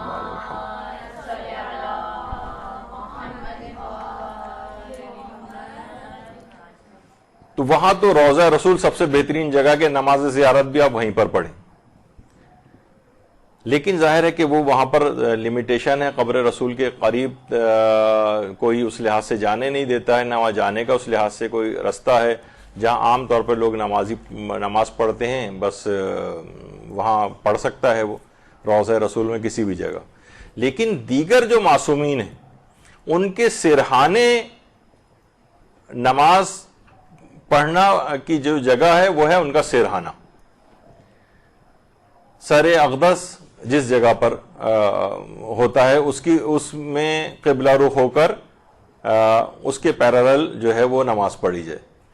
یعنی یہ نہ کرے کہ قبر معصوم کو پیچھے اگر وہ کر رہا ہے، مثلا قبر کے آگے آ کر کھڑا ہو گیا اور وہاں جا کر اس نے نماز شروع کر دی، جیسے کہ خود پیغمبر اکرم صلی اللہ علیہ وآلہ وسلم، اللہم صلی علی محمد وآل محمد، ان کی قبر سے ذرا سا آگے والا حصہ بھی مسجد کے اندر جو ہے وہ آگے ہے، اور اس میں پیش امام حضرات بھی اکثر وہاں پہ کھڑے ہو کر نماز پڑھاتے ہیں اور پیچھے لوگ بھی وہاں پہ نماز پڑھنے لگتے ہیں. تو خیر وہ اگر وہ بالکل سامنے نہیں ہے قبر کے اور دائیں بائیں ہٹ کر ہے، لیکن پھر بھی یہ پیغمبر سے آگے بڑھنے کے لحاظ سے ایک چیز ہو جاتی ہے. تو اس طرح سے نہ کرے کہ اگر قبر معصوم کو اس نے پیچھے کر کے نماز پڑھی، اچھا اس میں ضروری نہیں صرف نماز زیارت، کوئی بھی نماز اگر وہ پڑھ رہا ہے تو اس کو اگر عرف میں توہین معصوم سمجھا جا رہا ہے تو پھر یہ کام جائز نہیں ہوگا. اچھا یہ ہوا تھا 13ویں صدی ہجری میں، ایک فرقہ، ایک گمراہ فرقہ ہے، فرقہ شیخیہ. اس نے قبر یا حرم ائمہ کو قبلہ بنا کر نمازیں شروع کر دی. یعنی قبلہ اور نمازی کے درمیان میں قبر کی طرف رخ کر کے جو ہے وہ نماز پڑھنی شروع کر دی تھی. یعنی قبلہ تو اپنی جگہ پہ ہے، قبلہ رخ پڑھ رہے ہیں، لیکن درمیان میں قبر معصوم ہے اور پھر اس کے پیچھے کھڑے ہو رہے ہیں. تو بہرحال اس سے شیعوں پر اس لحاظ سے ایک شرک وغیرہ اور اس طرح کے بہت سارے الزامات بھی لگے، لیکن جو صحیح العقیدہ شیعہ تھے تو وہ یہی نظریہ اس کے اندر ہے کہ سرہانے پڑھی جائے، لیکن یہ نہیں کہ آپ قبر کو قبلہ قرار دے دیں. یہ والا طریقہ صحیح نہیں ہے. تو بہرحال سب سے بیسٹ جگہ نماز زیارت پڑھنے کی وہ ہے سرہانہ معصوم کی قبر کے. اچھا اب ایک یہ، اچھا قبر امام کے قریب نماز حاجت پڑھنے کا بھی بہت ثواب ہے. ابن قولوی نے امام محمد باقر علیہ السلام سے روایت نقل کی کامل الزیارت میں، اللہم صلی علی محمد وآل محمد. اس قدر امام کی قبر کے قریب تاکید ہے کہ امام نے فرمایا کہ آپ نے ایک شخص سے فرمایا کہ اے فلاں، جب تمہیں کوئی حاجت درپیش ہو تو امام حسین کی قبر شریف کے نزدیک جا کر 4 رکعت نماز پڑھو، 2 رکعت کر کے پڑھی جاتی ہے، اور پھر اپنی حاجت کو طلب کرو، کیونکہ وہاں فریضہ نماز کا پڑھنا حج کے برابر اور نافلہ نماز کا پڑھنا عمرے کے برابر ہے. سرہانے، اچھا کوئی بھی جہاں کہیں بھی 4 رکعت، 8 رکعت، 20 رکعت اس طرح سے نمازوں کا تذکرہ آتا ہے تو یہ بات یاد رکھیے کہ وہاں ہر جگہ لوگ یہی سوچتے ہیں کہ شاید ایک تشہد و سلام کے ساتھ ساری نمازیں پڑھنی ہیں، 20 رکعت، 4 رکعت نہیں. ہمیشہ جب بھی نماز مستحب کی بات ہوگی تو سوائے ایک دفعہ، میں نے پہلے بھی کئی دفعہ شاید آ چکا ہے ذکر، نماز اعرابی ہے وہ 4 رکعتی نماز ہے، وہ استثناء ہے. اسی طریقے سے نماز وتر ہے وہ 1 رکعت ہے، یا 3 رکعت بھی ہوتی ہے. نماز شفع اور وتر کو ملا کے پڑھا جا سکتا ہے یا غفیلہ کے ساتھ ملا کر پڑھا جا سکتا ہے، تو وہ استثناءات ہیں. جیسے میں نے کہا کہ قانون ہمیشہ ایک ہوتا ہے، پھر چند ایکسیپشنز ہوتی. کوئی شخص گھر سے باہر نہیں نکلے گا کرفیو میں، لیکن قانون نافذ کرنے والے ادارے مستثنیٰ ہیں. کوئی بھی لاک ڈاؤن میں باہر نہیں نکلے گا، لیکن فلاں لوگ نکل سکتے ہیں. یہ ایکسیپشنز ہیں، یہ ہر قانون میں ہوتے ہیں. کوئی قانون ایسا نہیں ہے، کوئی عموم ایسا نہیں ہے جو تخصیص خوردہ نہ ہو، کوئی لا ایسا نہیں ہے جس میں کوئی ایکسیپشن نہ ہو. تو اسی طریقے سے یہ اس میں بھی یہ ہے کہ امام نے فرمایا کہ 4 رکعتی نماز اس طرح سے پڑھو جا کر، اور قبر امام حسین کے قریب جا کر اس نماز کو پڑھو، جس کی تاکید آئی ہے. اچھا اس میں بھی آپ دیکھیں کہ اس سرہانے کے معنی یہ ہیں کہ جس طریقے سے وہ لیفٹ سائڈ پر قبر مبارک ہے تو اس طرف ہو کے، یعنی ان کے سرہانے، لیکن قبلہ رخ ہو کے اس طرح سے نماز پڑھی جائے. یہ بیسٹ طریقہ کار ہے اس کا. اچھا اسی طرح سے چھٹے امام سے دریافت کیا گیا کہ جو شخص قبر حسین کے پاس نماز پڑھے اسے کتنا اجر و ثواب ملے گا. امام نے فرمایا جس نے ان کے پاس 2 رکعت نماز عطا کی، وہ اللہ سے جس چیز کا بھی سوال کرے گا وہ اسے عطا ہو جائے گی. جو چیز جا کر مانگے، اگر قبر امام کے پاس جا کر اس نے 2 رکعت نماز پڑھی یا اس کے بعد دعا کی تو اس کو جو چیز مانگے وہ ضرور اس کو عطا کر دی جائے گی. تو اس لحاظ سے قبر امام کے پاس جا کر اس کا ثواب ہے، خاص طور پہ سرانے والی جگہ. یہ تو وہی والی چیز آ گئی. اچھا، اب ایک سوال اور اس میں یہ آتا ہے کہ نماز زیارت سے پہلے پڑھی جائے یا بعد میں پڑھی جائے؟ یہ ایک بڑا ایک اہم سوال. نماز زیارت سے پہلے پڑھی جائے یا بعد میں پڑھی جائے؟ تو دیکھیے یہ بات اس کے اندر ہے کہ پہلے بھی پڑھی جا سکتی ہے اور بعد میں بھی پڑھی جا سکتی ہے. پہلے بھی پڑھی جا سکتی ہے اور بعد میں بھی پڑھی جا سکتی ہے. البتہ اس میں آیت اللہ وحید خراسانی نے ایک بات کہی ہے، وہ یہ ہے کہ فرماتے ہیں کہ بعض زیارات میں پہلے نماز زیارت پڑھنے کو حکم ہے پھر زیارت کرنے کا، اور بعض میں پہلے زیارت کا حکم ہے، نماز زیارت بعد میں پڑھی جائے. تو بہرحال کسی بھی طور پر پڑھ سکتے ہیں، پہلے بھی پڑھ سکتے ہیں، بعد میں بھی پڑھ سکتے ہیں، اور چاہیں تو نماز زیارت کو چھوڑا بھی جا سکتا ہے. لوگ بہت سوال کرتے ہیں کہ اگر نماز زیارت کیا پڑھنی ضروری ہے؟ ہم نے صرف زیارت پڑھ لی، صرف زیارت عاشورہ پڑھ لی، تو کیا نماز پڑھنا ضروری ہے؟ تو اس کا جواب ہے کہ ضروری نہیں، لیکن بہتر ہے کہ پڑھی جائے. اور آیت اللہ وحید خراسانی فرماتے ہیں کہ اور زیادہ بہتر یہ ہے کہ زیارت پڑھنے سے پہلے بھی نماز زیارت پڑھ لی جائے اور اس کے بعد بھی پڑھ لی جائے. اولا اور بہتر یہ ہے. ضروری تو کوئی بھی نہیں کہتا ہے، لیکن بہتر اس کو سمجھا گیا ہے. اور بعض فقہا فرماتے ہیں کہ اگر دور سے زیارت پڑھ رہے ہوں تو پہلے نماز زیارت پڑھیں اور زیارت اس کے بعد پڑھیں، اور اگر قریب سے قبر کے قریب سے پڑھ رہے ہوں تو پہلے زیارت کر لیں، تو پہلے زیارت پھر نماز زیارت. یعنی یہ ایک تھوڑا سا فرق بعض فقہا نے کہا ہے، لیکن بہرحال مختصر یہ کہ پہلے بھی پڑھ سکتے ہیں، بعد میں بھی پڑھ سکتے ہیں اور چھوڑ بھی سکتے ہیں. اب آپ کے اوپر ہے کہ جس طرح سے چاہیں اس پہ عمل کر سکتے ہیں. اچھا، کیا دور سے نماز زیارت پڑھنے کا بھی حکم ہے؟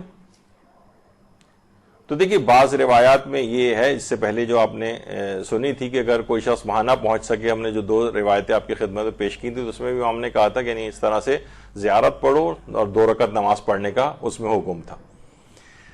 تو بہرحال دور سے بھی زیارت کی نماز جو ہے وہ پڑھی جا سکتی ہے. اچھا، اب آیت اللہ سیستانی سوال پوچھا گیا اگر معصومین میں سے کسی کی زیارت دور سے کی جائے تو کیا اس صورت میں بھی نماز زیارت پڑھنی مستحب ہے؟ تو انہوں نے جواب دیا رجائے مطلوبیت کی نیت سے مستحب ہے. یعنی جو اس کی روایات ہیں وہ اتنی ثابت نہیں ہیں کہ اس کے لیے مستحب ہونے کا فتویٰ دیا جا سکے. دور سے جو زیارتیں پڑھی جاتی ہیں، جیسے ہم اپنے ملک میں یہاں پر نماز زیارت پڑھ رہے ہیں، تو فرماتے ہیں کہ رجائے مطلوبیت کی نیت سے پڑھ لیں، کیونکہ روایت تو آئی ہے جیسے کہ ابھی آپ نے، لیکن وہ اتنی قوی نہیں ہے کہ اس کو یہ کہیں کہ حکم خدا یہ ہے کہ دور سے بھی اگر کوئی شخص زیارت کر رہا ہو تو نماز زیارت پڑھی جائے. تو فرماتے ہیں مستحب، یعنی ثواب ملے گا اس کو، لیکن رجائے مطلوبیت کی نیت سے پڑھے. یستحب برجائے المطلوبیہ، یعنی رجائے مطلوبیت کی نیت سے مستحب قرار دیا، یعنی خاص مستحب ہونے کی نیت نہ کریں بلکہ رجائے مطلوبیت کی نیت کریں. نہیں، وہ بھی رجائے مطلوبیت کی نیت سے پڑھیں، وہ بھی ٹھیک ہو جائیں گی. آپ کو غلط فہمی تھی تو کوئی انشاءاللہ اس کا بھی ثواب ملے گا.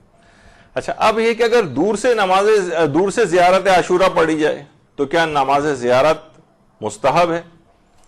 تو چاہے زیارت عاشورہ دور سے پڑھی جائے، وہی والی چیز آ جائے گی یہاں پر کہ رجائے مطلوبیت کی نیت سے آپ نماز زیارت جو ہیں وہ پڑھ سکتے ہیں. دور سے مراد یہ کہ دوسرے ملک میں، کیونکہ وہیں پر اگر آپ موجود ہیں تو آپ قبر امام کے قریب ہیں، یہ قریب شمار ہوگا. شہر نہیں، یعنی روضے کے حد تک اندر تو آپ یہی شمار ہوگا کہ آپ قبر امام کے پاس ہیں. ہوٹل کی بات نہیں، وہ پھر بھی دور میں چلا جائے گا.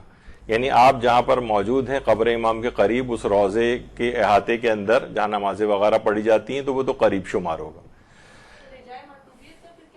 رجائے مطلوبیت کی یعنی امید ثواب میں، انشاءاللہ ثواب دے گا اللہ. لیکن ہم یہ نہیں کہہ سکتے کہ اگر ہم کہیں مستحب ہے تو اس کا معنی یہ ہے کہ ہم کہہ رہے ہیں کہ اللہ نے حکم دیا ہے کہ مستحب کی نیت سے پڑھو، کیونکہ روایت اس قدر قوی نہیں ہے اس سلسلے میں سند کے اعتبار سے کہ اس پر مستحب ہونے کا فتویٰ دیا جائے. لیکن رجائے مطلب روایت تو ہے نا موجود.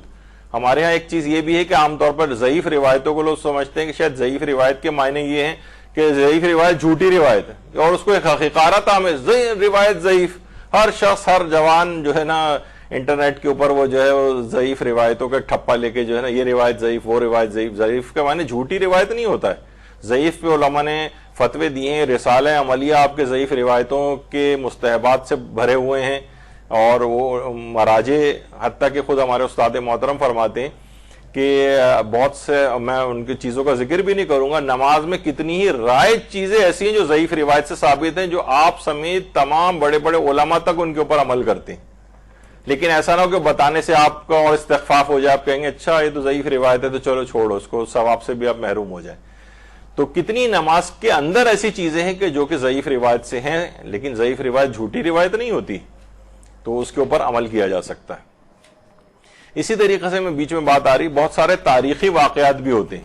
تاریخی واقعات کے لیے بھی واجب و حرام کی جو روایتیں ہوتی ہیں, عقائد کی جو روایتیں ہوتی ہیں, ان کا صحیح السند ہونا ضروری ہے. وہ ہم ضعیف روایت پہ نہیں بنا سکتے کہ یہ حرام ہے فلاں چیز کیونکہ ضعیف روایت میں آئی ہے, نہیں.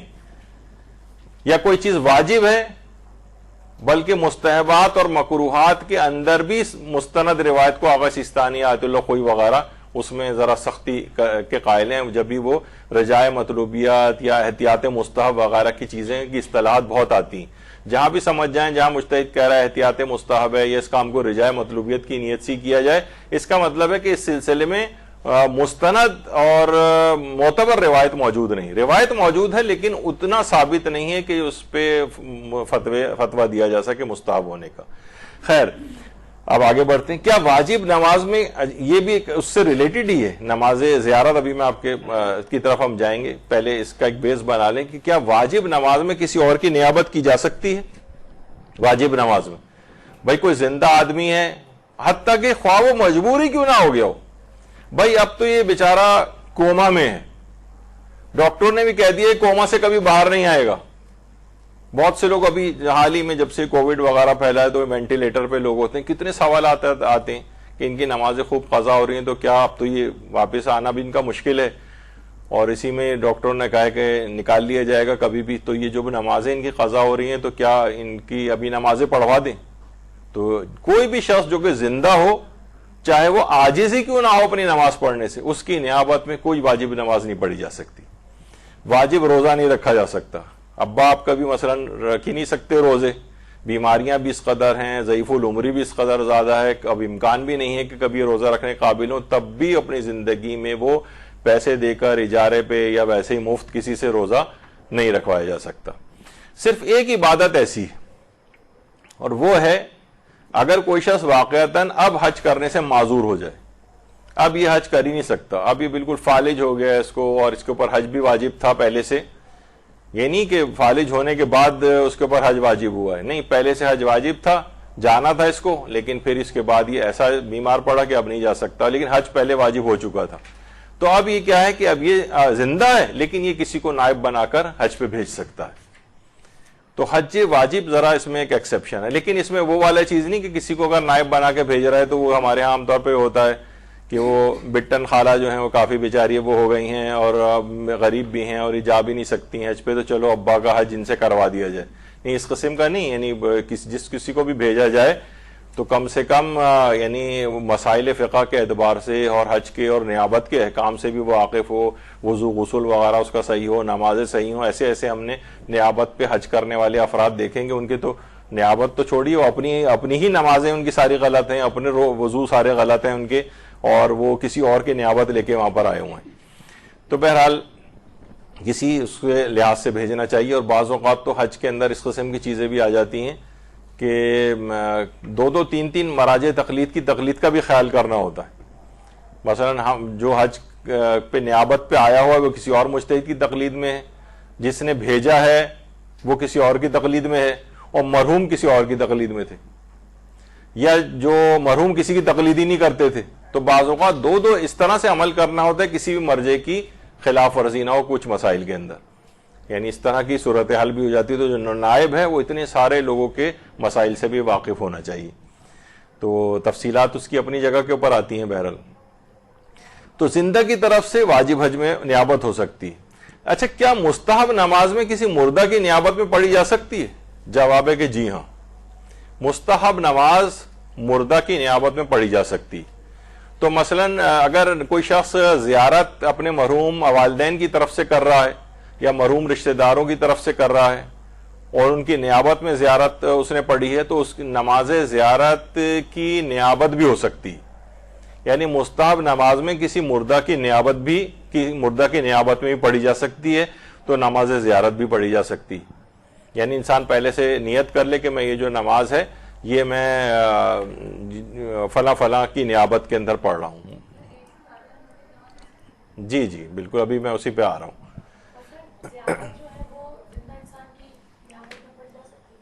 ہاں وہ ابھی آ رہا ہے نا، جیسے ابھی تو اب آ گیا کہ کیا ایک ہی زیارت و نماز کو مختلف لوگوں کی نیابت میں پڑھا جا سکتا ہے. یعنی ایک ہی زیارت ہے اور نماز زیارت، لیکن ہم نے بہت سارے پورے گروپ ہے. دیکھیے ہمارے ایک چیز ایک اور بھی پتہ نہیں ابھی فی الحال شاید اتنی رائج نہیں ہوئی. لوگ کہتے ہیں میرے پاس اتنے پیسے ہوں گے تو میں زیارت کے لیے جاؤں گا. بعض اوقات یہ بھی ہو سکتا ہے کہ بہت سارے افراد مل کے زیارت کے پیسے ایک پول بنا لیں، جمع کریں اور کسی ایک شخص کو اپنے نیابت میں زیارت پہ بھیج دیں. اب یہ کیا ہوگا، یہ سب لوگوں کی طرف سے نائب بن کر آیا ہے. یہ جو زیارت کرے گا اس کا ثواب سب کو ملے گا، اور یہ جو نماز زیارت پڑھے گا سب کی نیابت میں پڑھے گا. یعنی ایک پورے گروپ کی طرف سے بھی ایک شخص نیابت کر سکتا ہے. تو زیارت اور اس کی نماز. اچھا اس میں بھی ایک اور چیز بہتر ہے کہ بیان کر دی جائے کہ جو عام مستحبات جتنے ہیں اس میں نیابت بھی ہو سکتی ہے اور ہدیہ بھی کیا جا سکتا ہے. دیکھیے ایک تو ہوتی ہے نیابت کہ میں فلاں کی طرف سے یہ نیک عمل کر رہا ہوں، یہ نیابت ہو گئی. اور ایک ہوتا ہے ہدیہ کہ عمل تو ہم نے خود ہی کیا ہے اپنا، لیکن اس کے بعد ثواب ہدیہ کر دیا فلاں کو. یہ دونوں چیزیں بالکل جائز ہیں، زندہ کی طرف سے بھی ہو سکتی ہیں، مردہ کی طرف سے بھی ہو سکتی ہیں. مردہ کی طرف سے مستحبات کی تمام نیابت ہو سکتی ہے، اور واجب میں بھی نیابت ہو سکتی ہے کہ مثلا اپنے مرحوم والدین کی جو نماز پڑھ رہے ہیں وہ نیابت میں پڑھ رہے ہیں، ان کی طرف سے پڑھ رہے ہیں، اور بعض اوقات اجارہ لے کر بھی پڑھوائی جاتی ہے.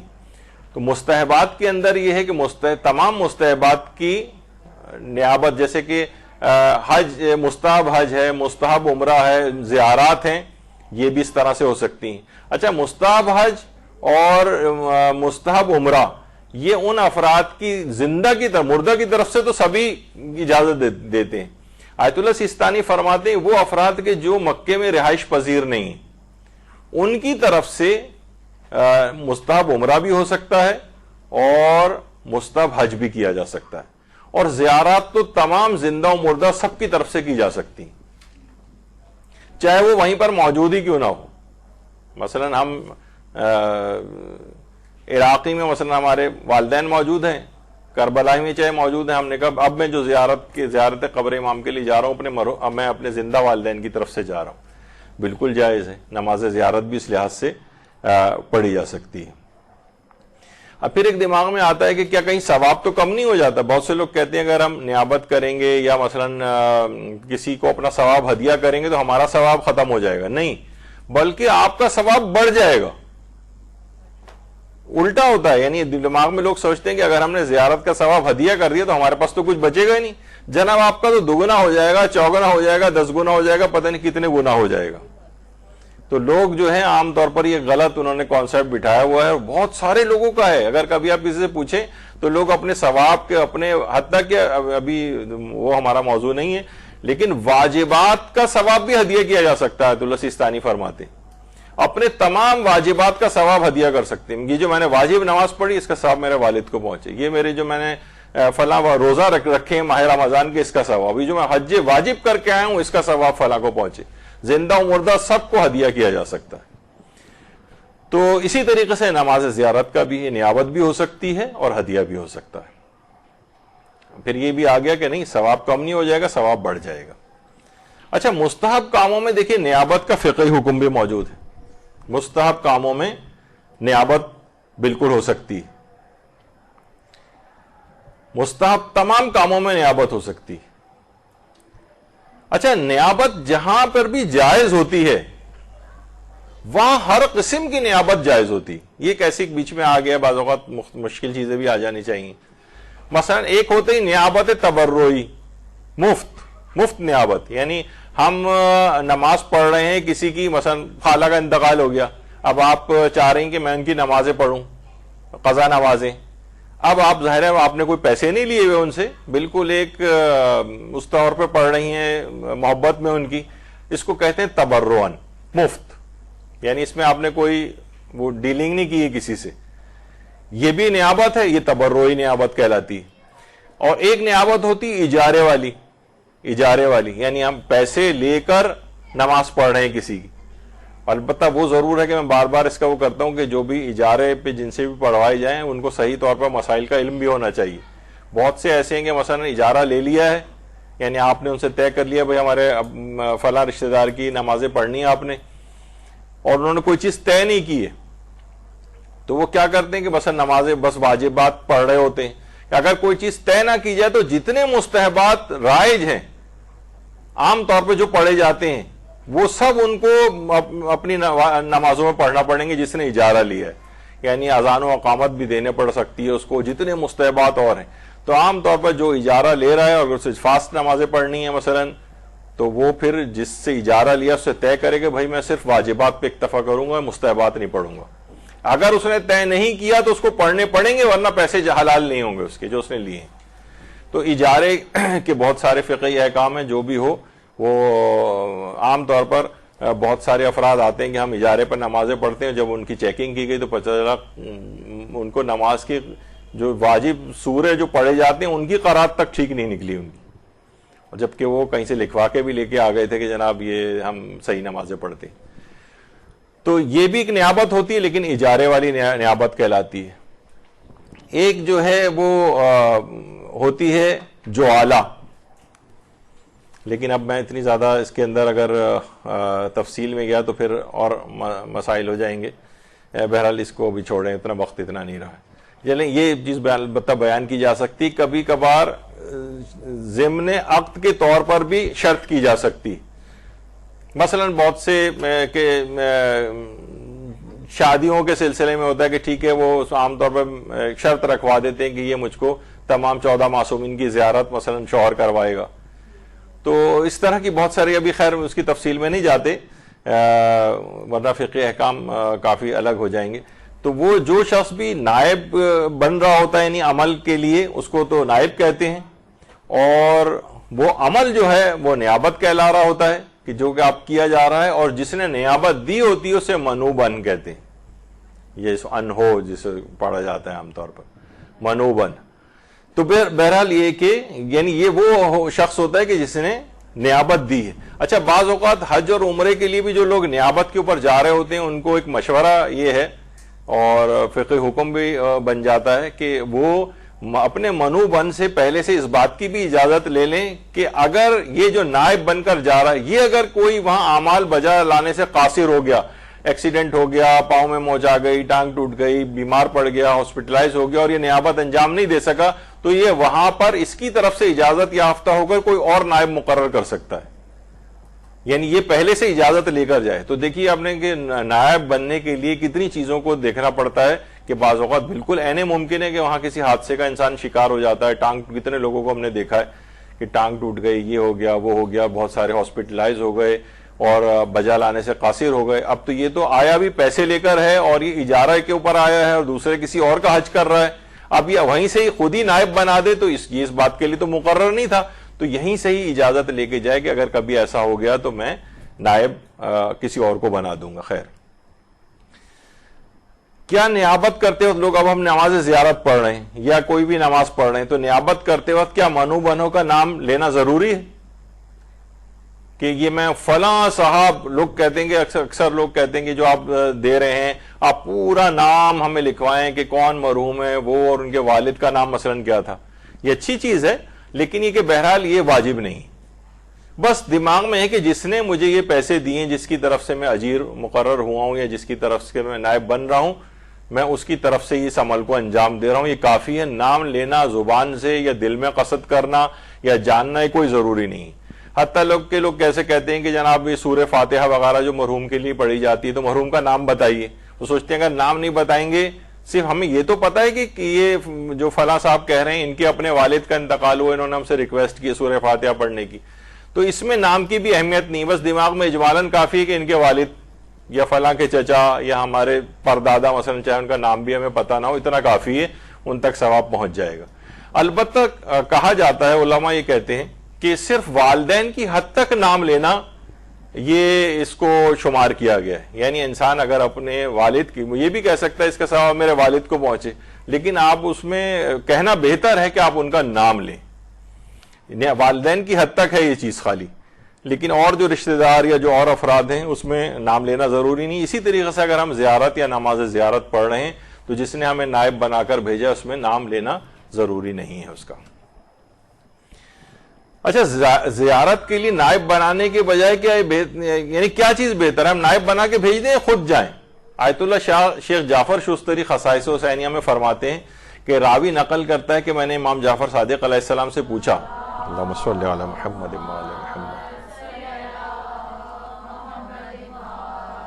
کہ اگر ان میں سے کوئی کسی شخص کو زیارت کے لیے بھیجے تو کیا اس کا اجر پائے گا؟ آپ نے فرمایا ہاں اجر پائے گا, لیکن اگر وہ بذات خود زیارت کے لیے جائے تو زیادہ بہتر ہے اور خدا کے نزدیک اس کا ثواب زیادہ ہے. بہت سے لوگ کہتے ہیں ہمارے پاس اتنا ٹائم نہیں ہے, بہت کاروباری مصروفیات ہیں یا اور مصروفیات ہیں, تو چلو ہم نائب بنا کے بھیج رہے ہیں. وہ نائب بنا کے بھیج سکتے ہیں, ثواب بھی ملے گا, لیکن زیادہ ثواب خود جانے میں ہے. خود امام نے فرمایا کہ بہتر یہ ہے کہ خود جائے, اللہ کے نزدیک اس کا ثواب بھی زیادہ ہے. کیا زیارت عاشورہ کو قسطوں میں پڑھا جا سکتا ہے؟ قسطوں میں, قسط وار, یعنی مثلا یہ کہ ہمیں ایک ساتھ زیارت عاشورہ پڑھنے میں بہت ٹائم لگ رہا ہے, ہمارے پاس اتنا وقت نہیں ہے, تو کچھ حصہ ہم اس کا ابھی پڑھ لیں, پھر وقفہ دے دیں 1 گھنٹے کا, پھر پڑھ لیں, اور پھر اس کے بعد اس طرح سے. تو اس کا جواب ہے کہ جی ہاں, زیارت عاشورہ کو قسطوں کے اندر, کوئی یہ حکم نہیں کہ ایک ہی نشست میں اس کو پڑھا جائے. جیسے کہ بعض اوقات ہماری پوسٹ آتی ہیں کہ جناب 100 مرتبہ آیت الکرسی پڑھی جائے, تو لوگ عام طور پر سوال پوچھتے ہیں کہ کیا 100 کو ایک ہی نشست میں پڑھیں؟ نہیں, ایک نشست میں پڑھنا ضروری نہیں, متعدد نشستوں میں پڑھ سکتے ہیں. البتہ یہ بھی نہ ہو کہ ایک لائن آج پڑھ رہے ہیں, ایک لائن پرسوں پڑھ رہے ہیں, پھر ترسوں پڑھ رہے ہیں, یہ تو ایک عجیب مذاق ہو جائے گا. بہرحال یہ کہ اس کے معنی ہے کہ تھوڑا ایک مناسب وقفے اگر دیے جائیں, بیچ میں کوئی کام پڑ جائے تو آپ وہاں پر روک دیں, پھر کنٹینیو کر لیں اس کام کو, کرنے کے بعد زیارت عاشورہ کو پھر پڑھنا شروع کر دیں. قسطوں میں بھی پڑھ سکتے ہیں سب, جی ان کی سب کے لیے, سب کے لیے ایک نشست میں پڑھنا ضروری نہیں. اچھا, پھر ایک اور چیز آتی ہے کہ زیارت عاشورہ کے عمل کے لیے 40 کا عدد کیا مکمل کرنا ضروری ہے؟ یہ بھی عام طور پر لوگ اس میں پوچھتے ہیں. تو اس میں یہ بات یاد رکھ لیں کہ بہرحال 40 کا عدد الگ سے کوئی روایت میں تو نہیں آیا ہے کہ زیارت عاشورہ کو 40 کا عدد اس کا جو ہے مکمل کیا جائے, لیکن ابھی تفصیل بتاتے ہیں. تو بہرحال 40 کا عدد الگ سے روایتوں میں نہیں. اچھا, کیا یہ کر سکتے ہیں کہ لیکن مجرب تو ہے, تجربہ شدہ ہے کہ بہت زیادہ فائدے ہوتے ہیں 40 زیارت عاشورہ کے, تو کیا یہ 40 زیارت عاشورہ کو 40 دنوں کے بجائے ہم یہ کر سکتے ہیں کم دنوں میں 40 کا عدد پورا کر لیں؟ روزانہ 10 زیارت عاشورہ پڑھیں, 4 دن میں ختم کر لیں, یا 4 زیارت عاشورہ روز پڑھیں, 10 دن میں مکمل کر لیں, تو 40 کا عدد تو ہو گیا. یا یہ کہ یہی ضروری ہے کہ ہر روز الگ الگ کرتے ہوئے 40 دن مکمل کریں؟ تو بہرحال یہ کہ کوئی شرعی طور پر تو نہیں ہے, تو یہ پہلے بھی مکمل کر سکتے ہیں اور کم دنوں میں بھی عدد مکمل ہو سکتا ہے. لیکن اگر کوئی خاص ایسا عمل ہے جس میں 40 دنوں ہی کی شرط لگائی گئی ہو تو پھر ظاہر ہے کہ اس کے مطابق ہی عمل کیا جائے. لیکن اصلاً شریعت میں ایسا کچھ نہیں ہے کہ 40 دنوں پر ہی وہ محیط ہو, آپ کم تر دنوں میں بھی اس عدد کو مکمل کر سکتے ہیں. جی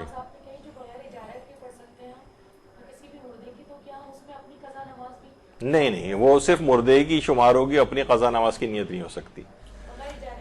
جی جی,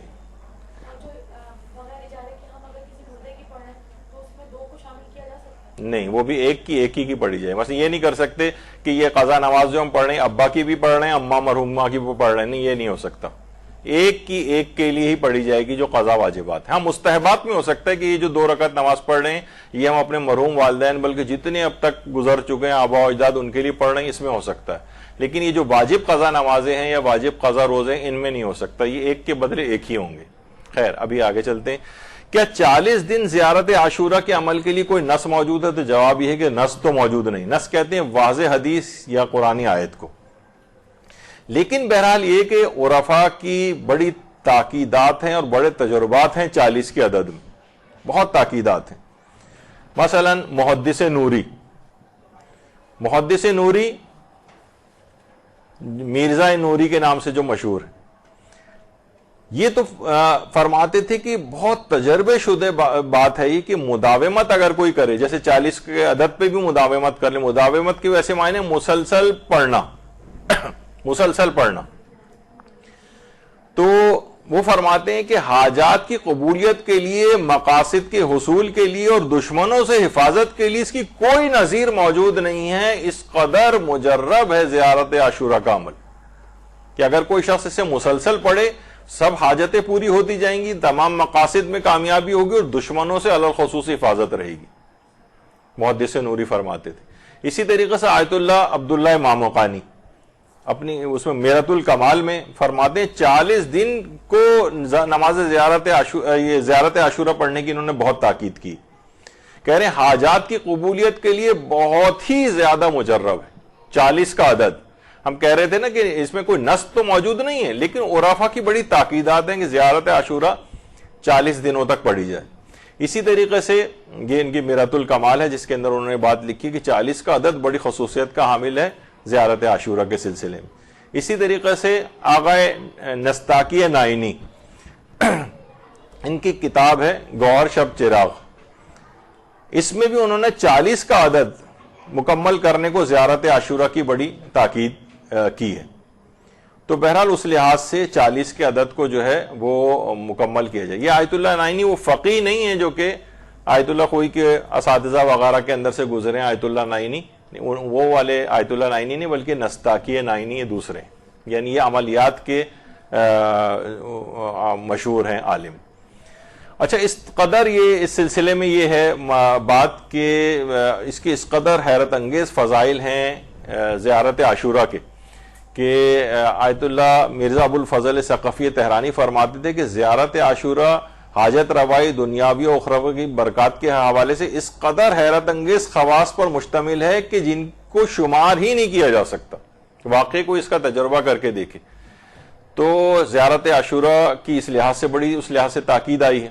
اور بہت سی روایات میں تو امام نے یہ تک فرمایا ہے کہ 2 رکعت نماز کے بعد پڑھے تو اس کا اس قدر ثواب ہے کہ 10 لاکھ گناہ اس کے معاف کیے جاتے ہیں اور بہشت میں 10 لاکھ درجات اس کے بلند کیے جاتے ہیں. اور اس شخص کی مانند امام حسین کی رکاب میں شہادت کے عظیم مقام پہ فائز ہوا ہو اور ان کے درجات میں شریک ہوگا اور ان کے تمام افراد کے ثواب میں شریک ہوگا جنہوں نے وقت شہادت امام حسین کی زیارت کی. تو یہ زیارت عاشورہ کی بہت زیادہ اس لحاظ سے فضیلت ہے. اور آیت اللہ شیخ جواد تبریزی فرماتے ہیں کہ زیارت عاشورہ کی فضیلت کے لیے بات بہت کافی ہے کہ ہمارے اتنے بڑے بڑے علماء ابن قولوہ اور شیخ طوسی اور مشہدی ابن مشہدی ابن طاؤس علامہ ہلی شہید اول یہ صدیوں سے زیارت عاشورہ کو نقل کرتے آ رہے ہیں. جی اس کو بھی بہتر ہے کہ اس کو بھی پڑھا جائے.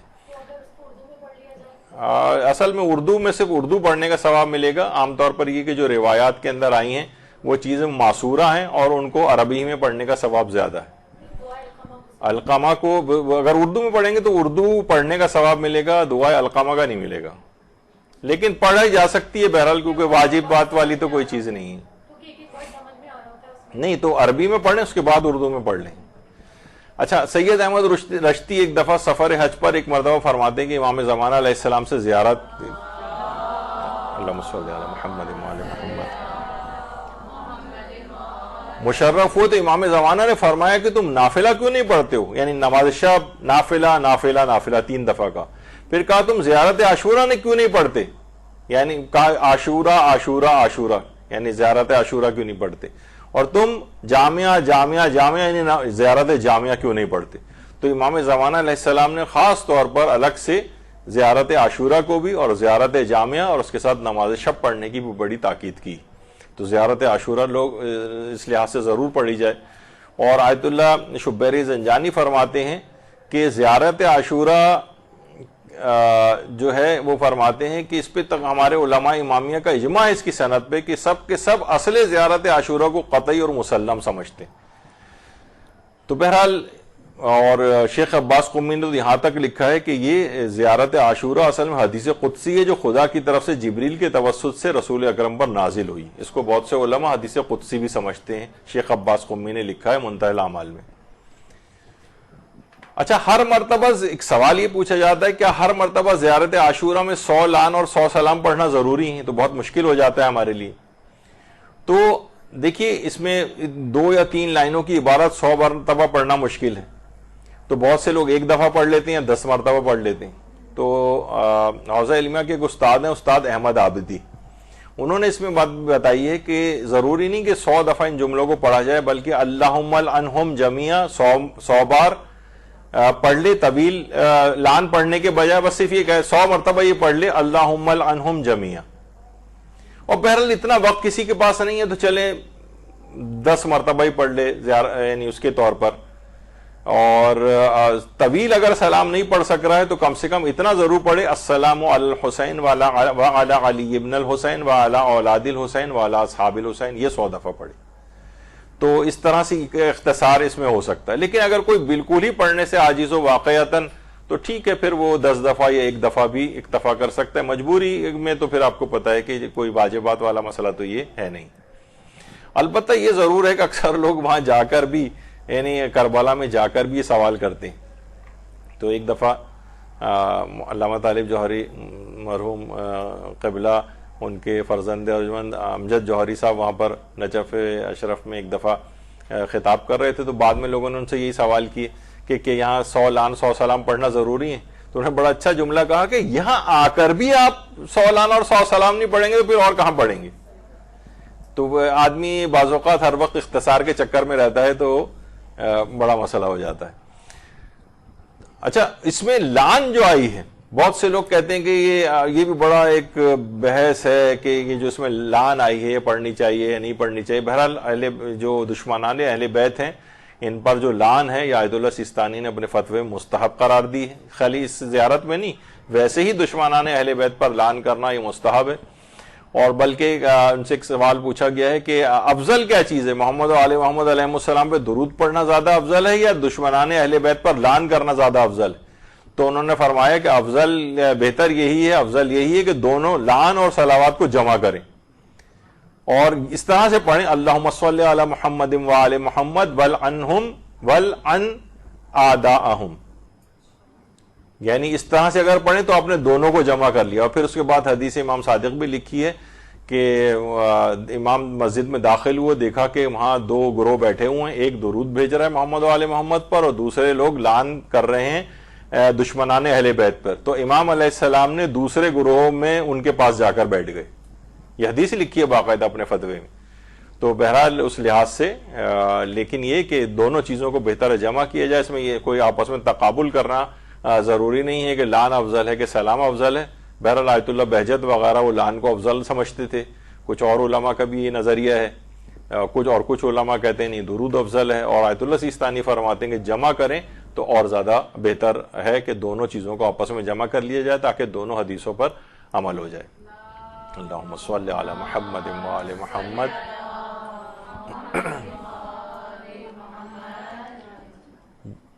اچھا، اس میں ایک یہ بھی ہے کہ بعض اوقات لعن اگر سب دشمنان اہل بیت کو اللہم لن قتلت آل محمد یہ صرف اتنا بھی اگر کہہ دیا جائے تو سب کو سارے لوگ شامل ہو جائیں گے اس میں، ورنہ الگ الگ مشخص کر کے آپ کو لعن بھیجنے کی ضرورت نہیں ہوگی. اللہم لن قتلت آل محمد. اچھا، 100 لعن اور 100 سلام آیت اللہ بہجت تو یہ فرماتے تھے کہ یعنی بلکہ علماء نے ان کی سیرت کے متعلق فرمائی ہے یہ بات کہ ان کی خصوصیت یہ تھی کہ وہ کئی بار ایک ہی دن میں 100 لعن اور 100 سلام کے ساتھ زیارت عاشورہ پڑھتے تھے. آیت اللہ بہجت کی سیرت یہ تھی. زیارت عاشورہ کا سجدہ اسی طریقے سے عام طور پہ جس طریقے سے سجدہ کیا جاتا ہے ویسے سجدہ کر لیں، اور اگر کوئی ایسی جگہ ہو کہ آپ کے لیے ممکن نہ ہو تو آیت اللہ سیستانی وغیرہ جیسے کہ خود اس سلسلے میں بھی قائل ہیں کہ جیسے تلاوت قرآن کا واجب سجدہ ہوتا ہے، وہ کہتے ہیں فقط پیشانی بھی اگر کسی ایسی چیز پر لگا دی جائے کہ جس پہ سجدہ کرنا صحیح ہو تو وہ بھی جائز ہے۔ مثلا ہاتھ میں اگر کسی کا قرآن ہے اور اس وقت زمین پہ سجدہ نہیں کر سکتے ہیں، سجدہ کا اویلیبل نہیں ہے، تو قرآن کے حاشیہ جو ہے جس پہ کچھ عام طور پہ لکھا ہوا نہیں ہوتا ہے، آپ اس کے اوپر اپنی پیشانی ٹکا دیں۔ بعض علماء کہتے ہیں کہ 7 اعضاء ہی لگائیں قرآن کے واجب سجدے کی ادائیگی کے لیے، لیکن آغا سیستانی کہتے ہیں فقط واجب فقط اتنا ہے کہ پیشانی لگا لیں۔ تو زیارت عاشورہ کا سجدہ بھی اسی طرح سے کیا جا سکتا ہے، اور یہ بھی آیت اللہ سیستانی نے جیسے ابھی فرمایا اس کے اندر کہ زیارت عاشورہ کا سجدہ بھی عورت اپنے مخصوص ایام میں بھی کر سکتی ہے، جیسے ابھی اس سے پہلے گزرا تھا۔ یہ تو بھی آ گیا تھا اس سے پہلے کہ بہت زیادہ اس کا ثواب ہے۔ اچھا، پچھلی مرتبہ ایک چیز البتہ رہ گئی تھی، جلدی جلدی اس کو ختم کریں، تھوڑا سا پھر وقفہ آپ کو دے دیں گے، اور آج سما خراشی کے لیے ایک دوسرا اسی کیونکہ کنٹینیو مسئلہ آج زیارات کے تاکہ سارے حل ہو جائیں، تو میرے ہی ذمہ داری ہے کہ اگلا والا 10 منٹ کے بعد آپ کا ایک لیکچر جو ہوگا وہ میرے ہی ذمہ ہے۔ تو بہرحال تو اس میں ایک چیز پچھلی دفعہ 40 والے لیکچر میں ایک بات رہ گئی تھی کہ کچھ لوگ ایسے فلائٹ شیڈیول ہوتا ہے کہ وہ 40 سے پہلے پہنچتے ہیں، یعنی ظاہر ہے سب کا اسی وقت آنا ممکن نہیں ہوتا، تو کچھ کی فلائٹ ایسی ہوتی ہے 40 سے پہلے آئے واپس چلے گئے، ہے 40 ہی کے ایام لیکن 40 کے دن وہاں پر نہیں آ پاتے ہیں، یا بعد میں پہنچے کچھ دن بعد، تو کیا ان کے لیے وہی ثواب لکھا جائے گا جو 40 کے دن زیارت کا ہے؟ تو یہ آیت اللہ سیستانی سے بھی پوچھا گیا، تو آیت اللہ سیستانی نے فرمایا اس کے لیے زیارت امام حسین تو شمار ہو جائے گی، لیکن ظاہر ہے 40 کے دن کی زیارت شمار نہیں ہوگی۔ ٹھیک ہے، یہ بیچارہ مجبور ہے، وہاں تو ثواب کی کمی ہے ہی نہیں ان کی بارگاہ میں، انشاءاللہ امید ہے کہ ثواب ہی ثواب، بلکہ جتنا افسوس کریں گے اتنا ثواب بڑھ جائے گا۔ تو لیکن بہرحال جو اصلاً جو حکم ہے وہ یہی ہے کہ ان کے لیے زیارت امام حسین کا ثواب لکھا جائے گا، لیکن 40 والا نہیں لکھا جائے گا۔ البتہ جو اور ہیں آیت اللہ شیخ محمد سند، ان سے بھی یہ سوال پوچھا گیا، تو انہوں نے کہا کہ بعید نہیں ہے کہ وہی 40 کی زیارت کا ثواب لکھا جائے، وہی ثواب شمار ہو، اور پھر دلیل بھی دی ہے اس کی۔ اب اتنا وقت نہیں اس کو پڑھنے کا، لیکن بہرحال علماء میں اس میں اختلاف ہے کہ کیا چیز شمار ہوگی۔ آیت اللہ اسحاق فیاض سے بھی پوچھا گیا، تو انہوں نے بھی کہا کہ امام حسین کی زیارت کا ثواب لکھا جائے گا جو عام دنوں میں زیارت کا ثواب ہے، کیونکہ 40 کے دن بہرحال وہ زیارت نہیں ہوئی ہے۔ اور آیت اللہ سعید الحکیم جن کا کچھ ہی عرصے پہلے انتقال ہوا ہے، وہ بھی یہ فرماتے تھے کہ زیارت 40 کا ثواب جو ہے وہ زیارت 40 والے روز ہی ملے گا، اور نہیں بلکہ ان کا جواب پڑھ دیتا ہوں، خاص 40 کی زیارت کا عنوان 40 کے دن زیارت سے ہی متحقق ہوگا، لیکن وہ عظیم ثواب جو زیارت کا امام حسین کی زیارت میں بیان ہوا ہے کہ جو مشقت اور صعوبتوں کو برداشت کر کے امام حسین کی زیارت کی جائے، روایت میں کہ اعمال میں سب سے افضل عمل وہ ہے جو زیادہ مشقت سے انجام دیا جائے، خاص طور پر 40 کے ایام میں وہاں پر ظاہر اتنا ازدحام ہوتا ہے اور ایک مشقت ہوتی ہے، تو وہ عام دنوں میں جس میں وہ مشقت نہیں ہے اس میں وہ کیسے ثواب مل سکتا ہے؟ یعنی 40 کی زیارت کا ثواب اسی وقت متحقق ہوگا جب وہ زیارت 40 کے دن کی جائے۔ اور بہرحال یہ تو پچھلی دفعہ بیان ہو چکا تھا کہ مسافر کے قصر و تمام کا اب اتنا اس کا وقت نہیں کہ ہم اس کو کریں، تو یہاں پر گفتگو ہماری آج رکتی ہے، اور انشاءاللہ 10 منٹ کا وقفہ آپ کے پاس ہے، دوران پانی وغیرہ پی لیں، تو اس کے بعد اگلی جو کلاس ہوگی وہ 10 منٹ 15 منٹ کے بعد ہم شروع کریں گے، وہ مختصر سی ہوگی لیکن وہ بھی بہت اہم ہے۔ ایک سوال عام طور پہ جو کیا جاتا ہے وہ یہ ہے کہ امام حسین کی جب قبر کی زیارت کے لیے جائیں، وہاں پر جا کر لوگ اکثر کا یہ بھی ہوتا ہے کہ وہ عید کے دن مثلا زیارت کر رہے ہوتے ہیں، تو اپنے ہوٹل سے خوشبو وغیرہ لگا کر غسل وغیرہ کر کے زیارت امام حسین کے لیے جائیں، تو کیا زیارت امام حسین کے لیے خوشبو لگانا اور غسل کرنا یہ مستحب ہے یا نہیں؟ یہ ہماری اگلی گفتگو کا عنوان ہوگا جو اب تھوڑی دیر بعد شروع ہوگی۔ وصلی اللہ علی محمد وآلہ الطیبین الطاہرین۔